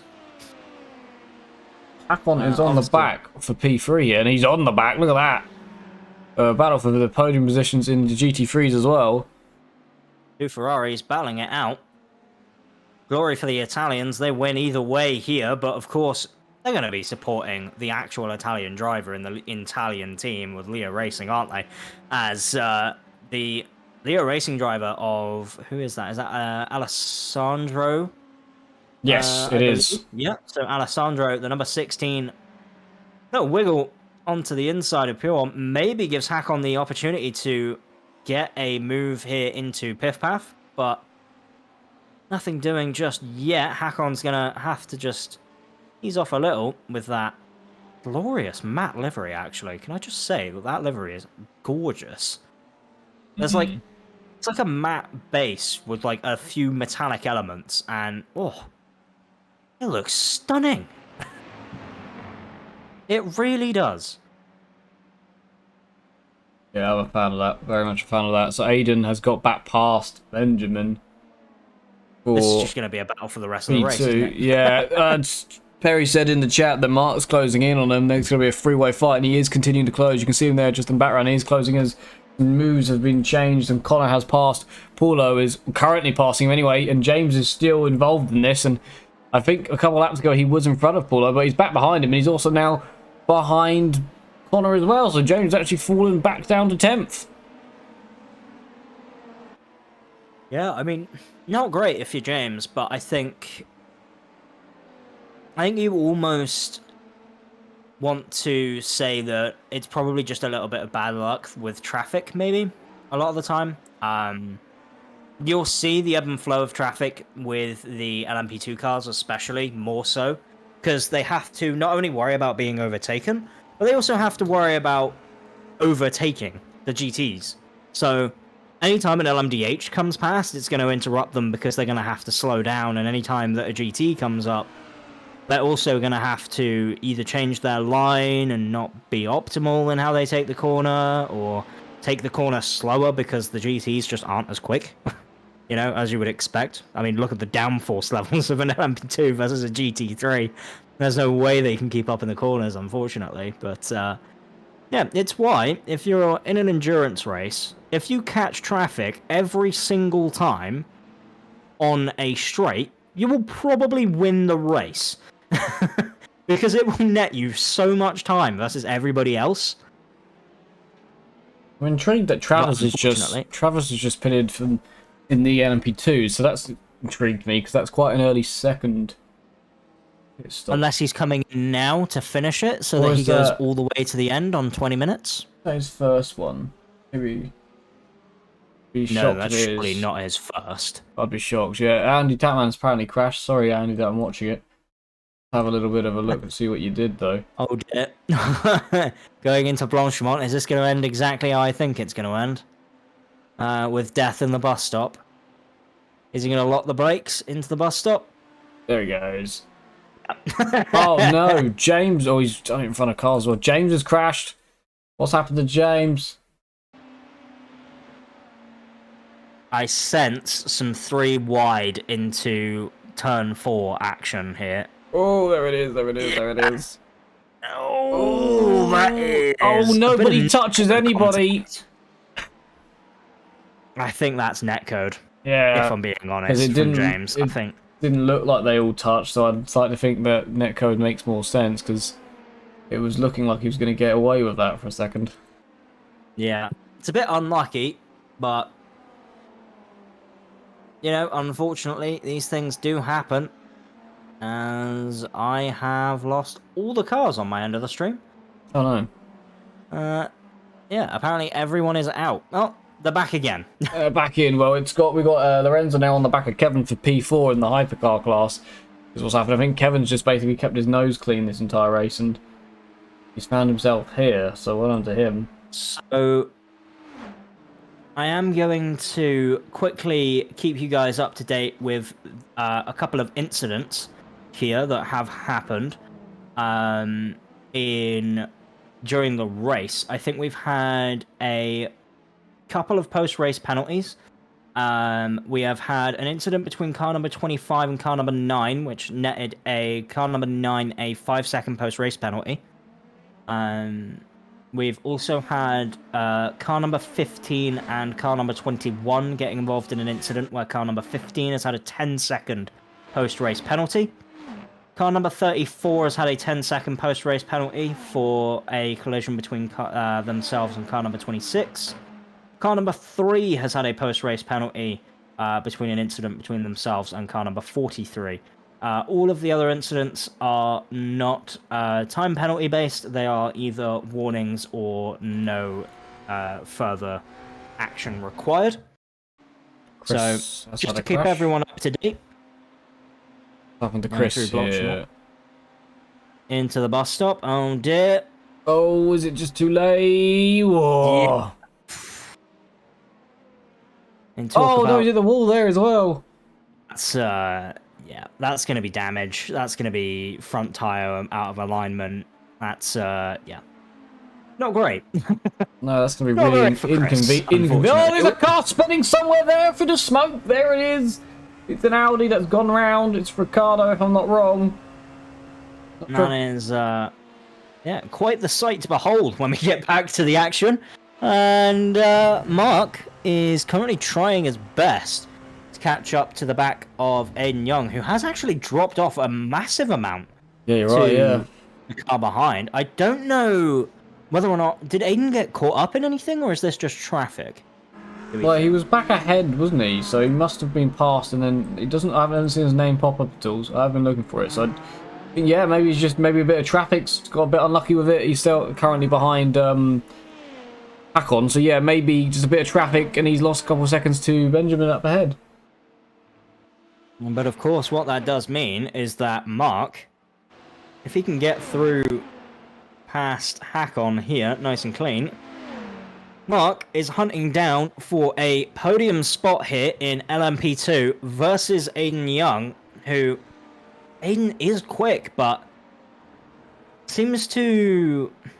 One thing that I have noticed is, at least with some drivers, is it does seem like Aiden seems to fight almost a little bit too hard with some drivers, and it ends up either resulting in him making mistakes or getting overtaken by overcommitting to a corner and just missing it. Yeah. That is one thing I have noticed. You know, it's fine, obviously, to be aggressive, but you have to keep in mind that by being aggressive, you do open the door for some drivers to take advantage of that aggressive nature, as there's an LMP2 here that is just in the middle of an LMDh sandwich at the moment, wants to try and get out of that. Oh no, Aiden Young's crashed. You said it. It's all on you. Well... I didn't want to be the bearer of bad news. Oh, it's behind the damn trees, isn't it? Hang on. Oh, that's maybe not a... That's a bouncing... Oh. Yeah, Ooh! Yeah. Maybe should have held the brakes and not come back onto the circuit there. Rather than reverse back onto the circuit. In fact, actually, I might even go gyro cam. This one.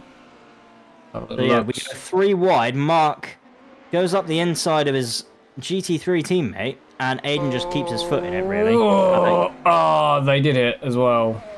Yeah.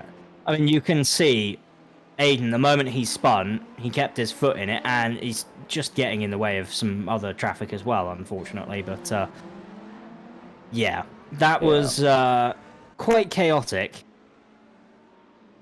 Aiden, unfortunately, being worse off with LMPs trying to go over and under a GT3 through P1. Never really going to end well, I'm going to be honest, as all of the LMDHs are into the pit lane and coming out of said pit lane. So I'd imagine we're going to see a lot of chaos start back up in the in the hypercar class, as all of those hypercars that did just pit are all going to come out around about the same time, as this looks like a very dramatic shot, but actually wasn't as dramatic as I thought. So we have Sophia Ridpath finally getting their way back up. They're in 4th, by the way, which is really, really good for them. I mean, they didn't started at the back. Started at the back.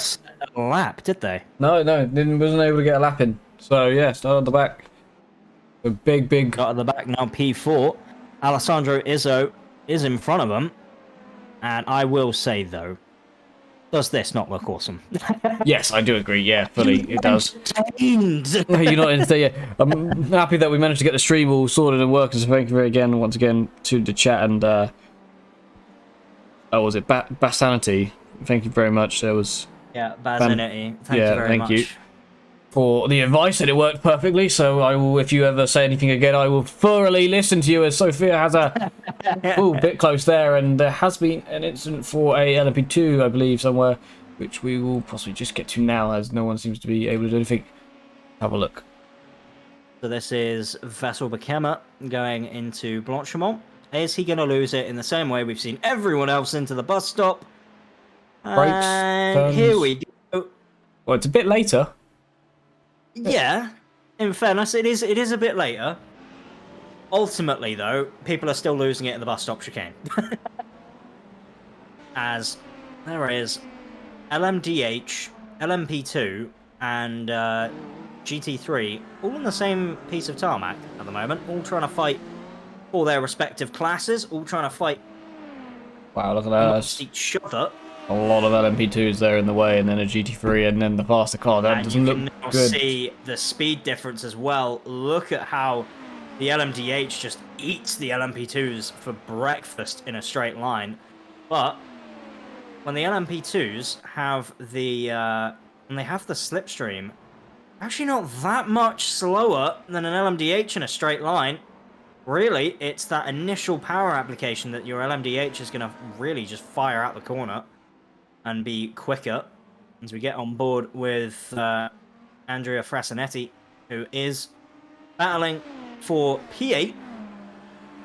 And we should notice here, through Eau Rouge, through Radion, down the Kemmel Straight, car number 201 should be able to eat that LMP2 for breakfast and then start on their main course, which is the car up in front. That is the LMDh of Juanto, car number 27, as Juanto gets through the GT traffic. And here we go. What that's meant is Andrea can start fighting, and they are side by side. Currently, Juan is with the advantage going into the corner. Did have that inside line. Has to be careful because Andrea looks very racy right now. In that 201 Leo Racing BMW going into Pure, are they going to be able to hold on? Got to hold on for their dear life fingertip stuff going through Pure. Are they going to be able to make a move into Flip Flap, Piff Paff, whatever you want to call it? Doesn't look like it. It looks, though, as though they don't really have the speed in the corner to keep up. At least in the medium speed stuff. Advantage Juanto at the moment in this colossal battle between the two LMDh drivers. Obviously, car is going to be set up relatively similar, you would imagine, in terms of downforce levels. So this is really going to come down to who has the better driving technique or the better hybrid management as well. Oh, he's on D. Something we talk about. Oh, I've touched. Yeah, big crash. As, yeah, that causes both cars. I want to say Juanto was trying to go into the pit lane. Yeah, I wanna agree with you there. So he just went straight on. It's not even like he tried to avoid Yeah, it. he's in the pits as well now. I feel like he definitely went deep and then went to go to the pits, and yeah, I think I fully agree with that. There was before I jumped to the GT3s, there was a incident with a car, which maybe I can find, maybe I can't. Now that that one's happened. Maybe not, so we will just go and have a look at the GT3s, and because Luigi is on the back of P2, and I believe they've done their last pit stops. It both says they've done 2 pit stops, so I think they've done their last, and they are going to race to the end. Ferrari versus Audi power, Italian car with Italian driver versus German car with Italian driver.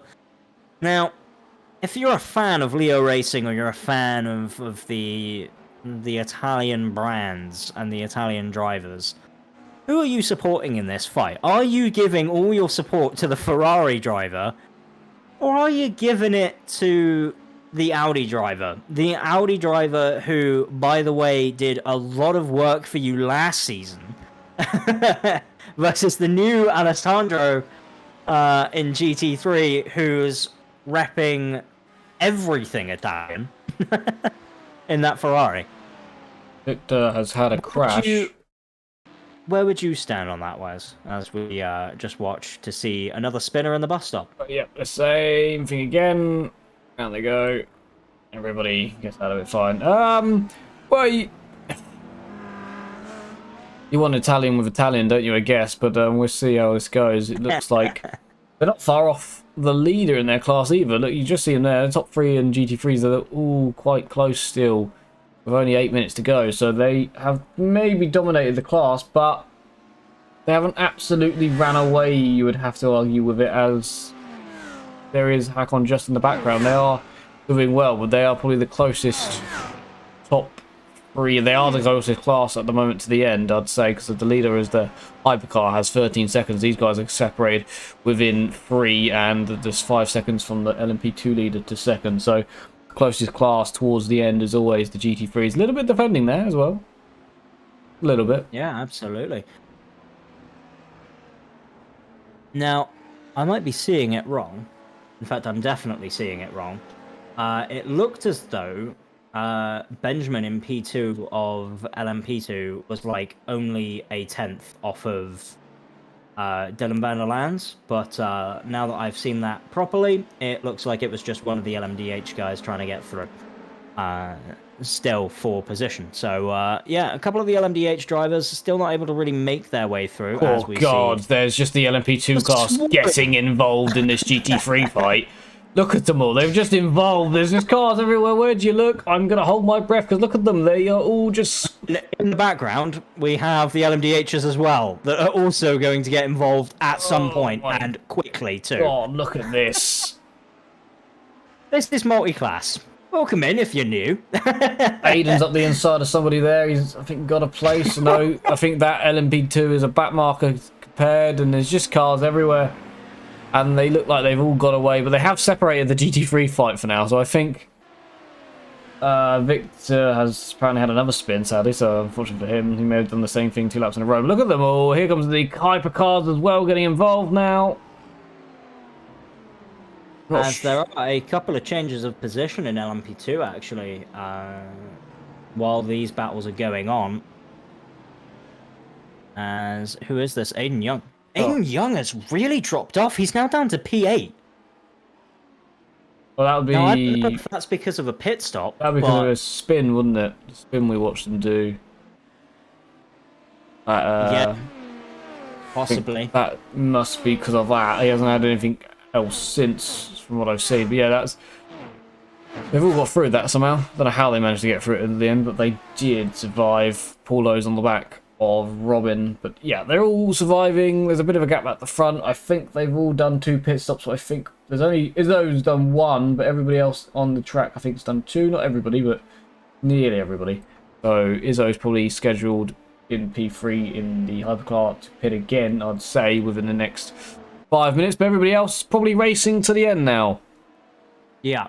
absolutely. And I've just seen as well, by the way, at P1 and LMP2 is battling for 11th position overall with a hypercar, and was doing it for about half a lap, maybe even longer than that. And yeah, holding his own. Dylan Van Lands trying to bully the faster class, seemingly, and doing it successfully for the most part. Unfortunately, not anymore, but yeah, it was just an interesting note, as we do have Paulo Lopez still trying to fight on the back end of Robin. And in terms of a first race here in the IMSA series for Season 2, with the new car, the new classes, everything being so close, Wes, mate, what have you thought so far? Give us your thoughts, 4 minutes to go. It's been brilliant. There's a lot going on. I think it's been actually brilliant, to be honest with you. Yeah, there's not been a lot of, you would have to say, incidents with the traffic, where I feel like we would normally speak a lot more on, oh, well, LMP2 has hit a GT3. I feel like there's been not much of that, to be honest with you. I think we saw one, but even then, you know, it's... Yeah, I think with that's been very good so far this race, and hopefully that may continue in this season. But yeah, all the classes have been close. LMP Hypercar have had their own battles. LMP2 have been absolutely fantastic. G3 have had their own battles. The top three, they're extremely close. Like, I think they have just changed, actually, if I'm not wrong. Hakon has now gone up into third. For some weird reason, something's happened. To the point where Luigi's now second. And that means one of the drivers has spun it. He's actually entered the pits, apparently. And I'm not sure why. So he had to go into the pits as the guy who was in P2 for the GT3. So I'm not sure what's happened there. I wonder why, but he has pitted for about 4 seconds in total, so I'm not sure what's happened, but it's... Literally a splash and dash. He's now dropped down to 4th and put Hakon into the podium position, so that's changed for there. Kevin Stam passed Lorenzo after Lorenzo did this.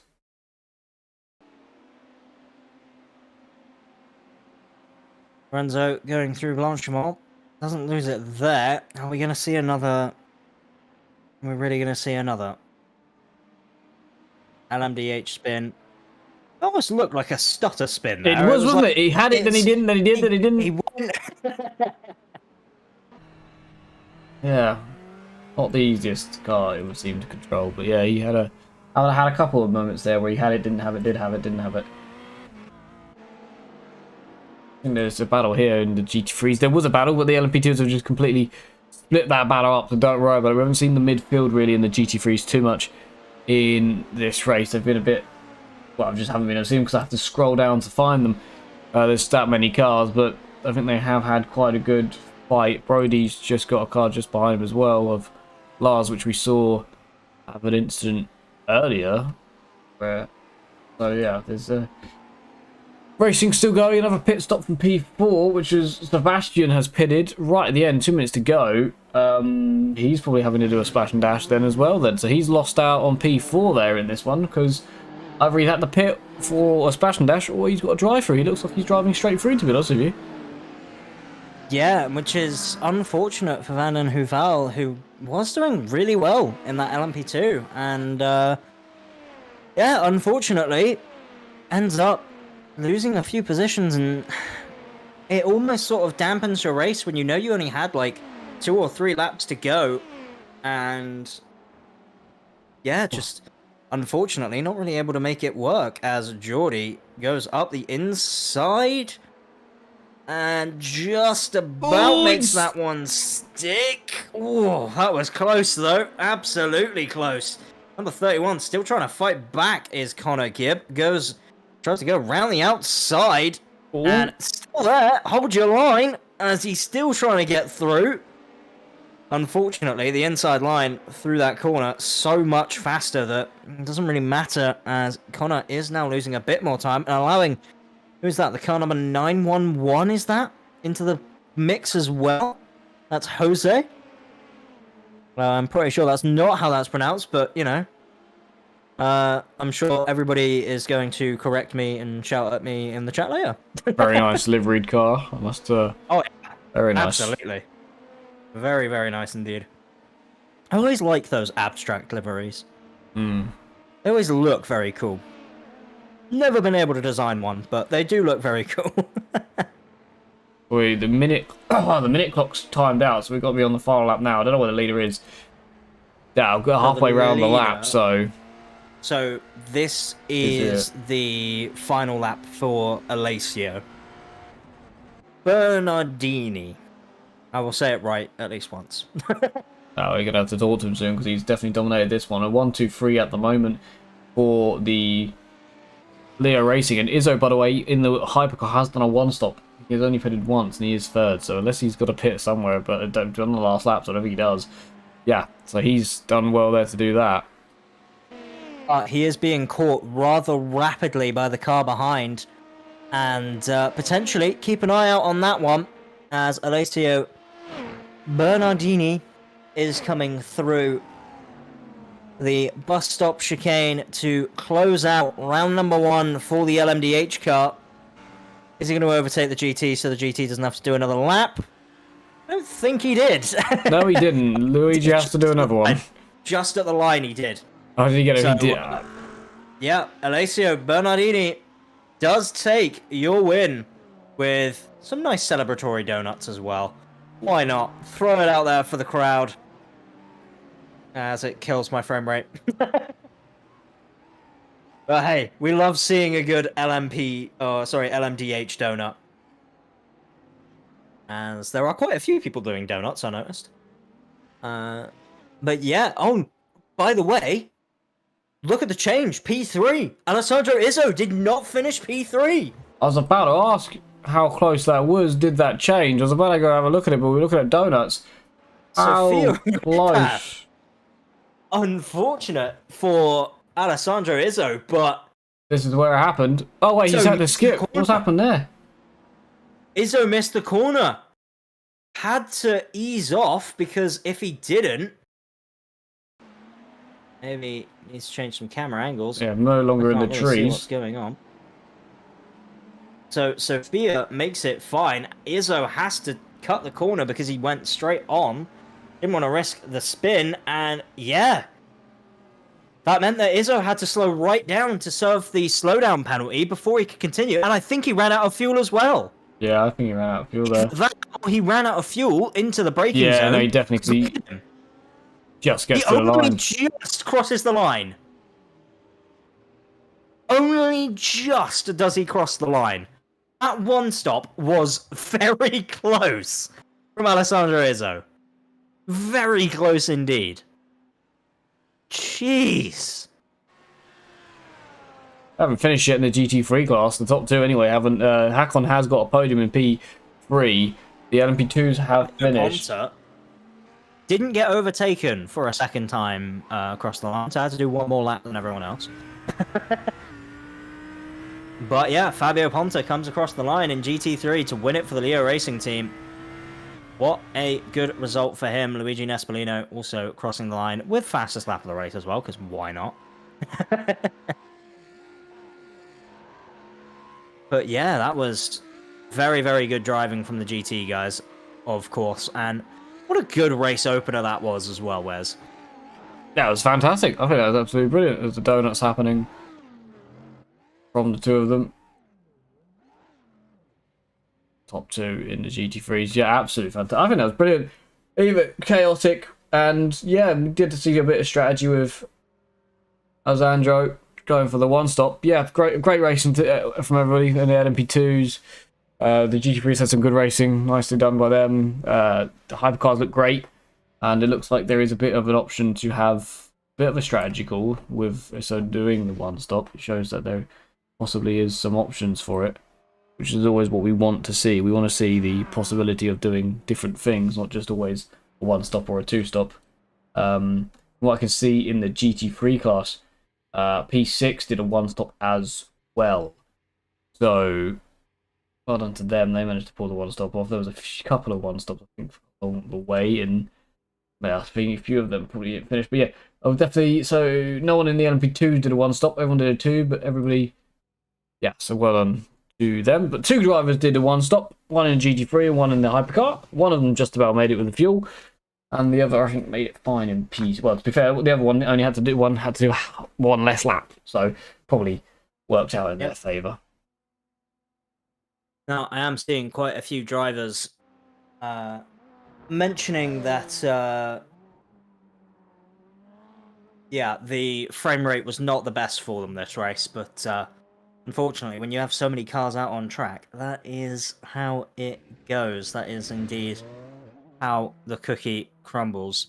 And yeah, it's a bit of a shame, but you know, at least it's one of those that I think is definitely fixable. As we're just waiting to see if we can get some people in here for some interviews, but potentially no one no one will be in. But we will try and see what we can do. As these are your race results, we will take a look at the top 3 from each class, being our podium, of course. So we do have Alessio Bernardini, who wins it for the Leo Racing team, from Gianpaolo Cristini in the number 3 Leo Racing team car, finishing P2.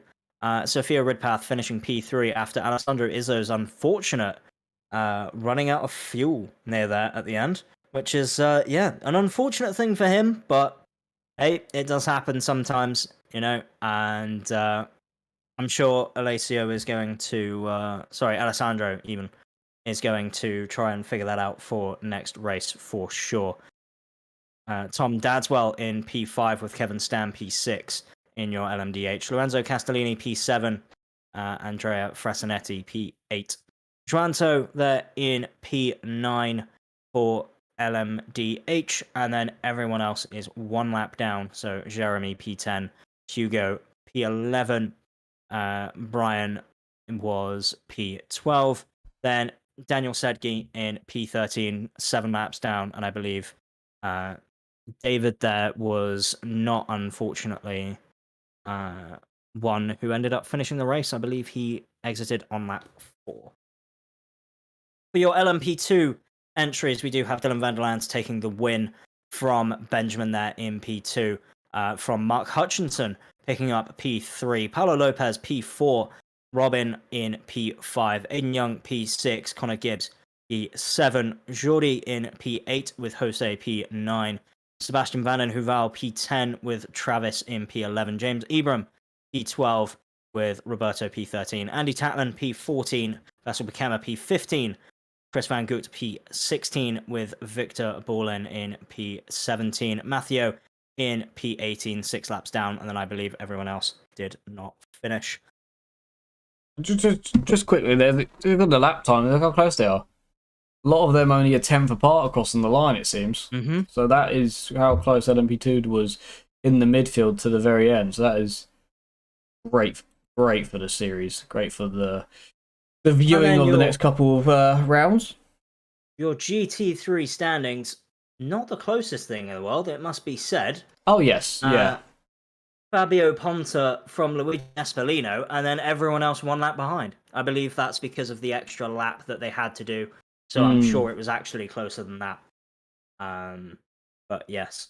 Unfortunate for Fabio and... or sorry, for everyone else, I should say, for not being able to really see what the gaps were.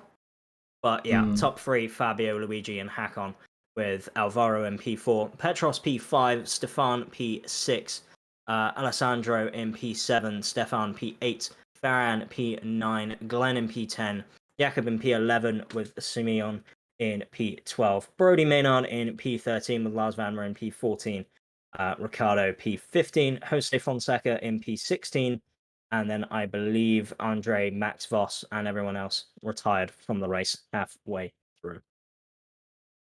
We'll see if work. No, it won't do it that way. Hoping it would, but it won't. If we did overall, if it was show us the times, but no, is the answer to that question. It doesn't show us how close they actually really were, but wasn't it? But I believe that will do it for us here, as it doesn't seem like anyone really wants to do an interview. We could have LMP2 winner. Dylan van der Lans comes in, right as I was saying nobody really wanted it. Yeah, we'll bring him in. Our LMP2 winner in here, Dylan van der Lans. Let's get a quick word from him.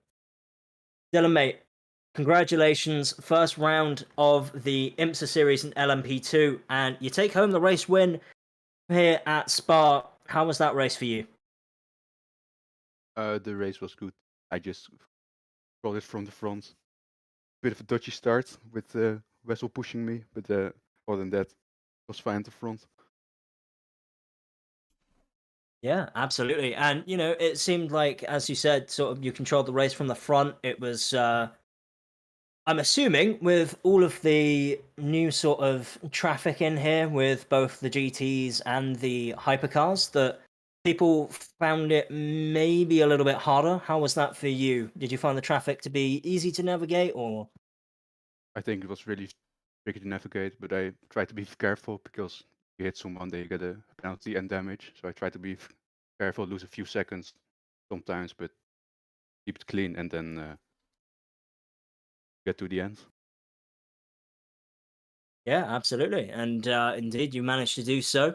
Congratulations on the win. And, you know, you're back again for the LMP2. You were in here last season, obviously. And how do you feel the cars changed between the seasons? Obviously, there's quite a big update between the two cars. And have you noticed much of a difference? Not really. I only feel it on the straights that it's a bit slower, but in the corners I think it still feels the same. It's just a bit slower on the straights.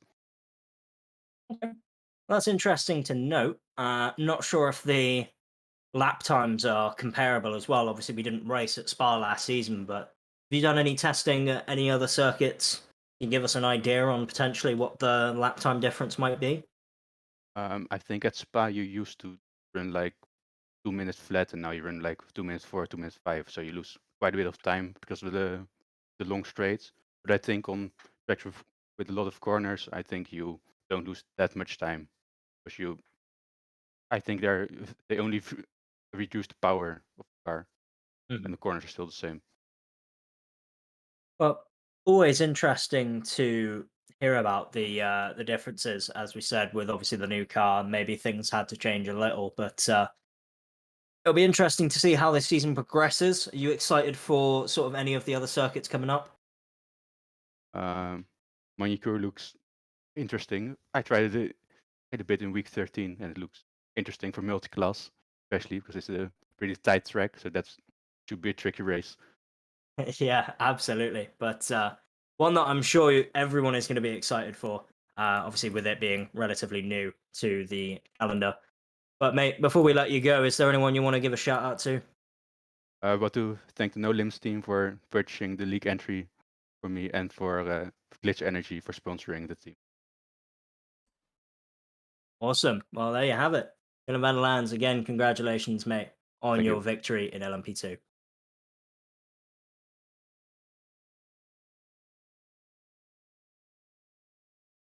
Well, doesn't seem like anyone else is probably going to need to head off myself, as I think there is some things that need to be sorted here in the household. So unfortunately, I'm going to have to cut it short, Wes, and hit running.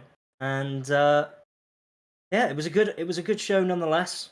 But Wes, mate, always a pleasure commentating with you. And yeah, can't wait to see you back again. Not next week, but the week after. Yeah, have a very nice Christmas, everybody. We'll be back in 2 weeks to do it all again at another circuit, and it was chaotic and great. And I really actually can't wait for that. It's gonna be hell next week, not being able to do any of this because it was great fun this week. So I can't wait to come back, and hopefully everybody has a great time with their families over Christmas. And we will see you in 2 weeks' time.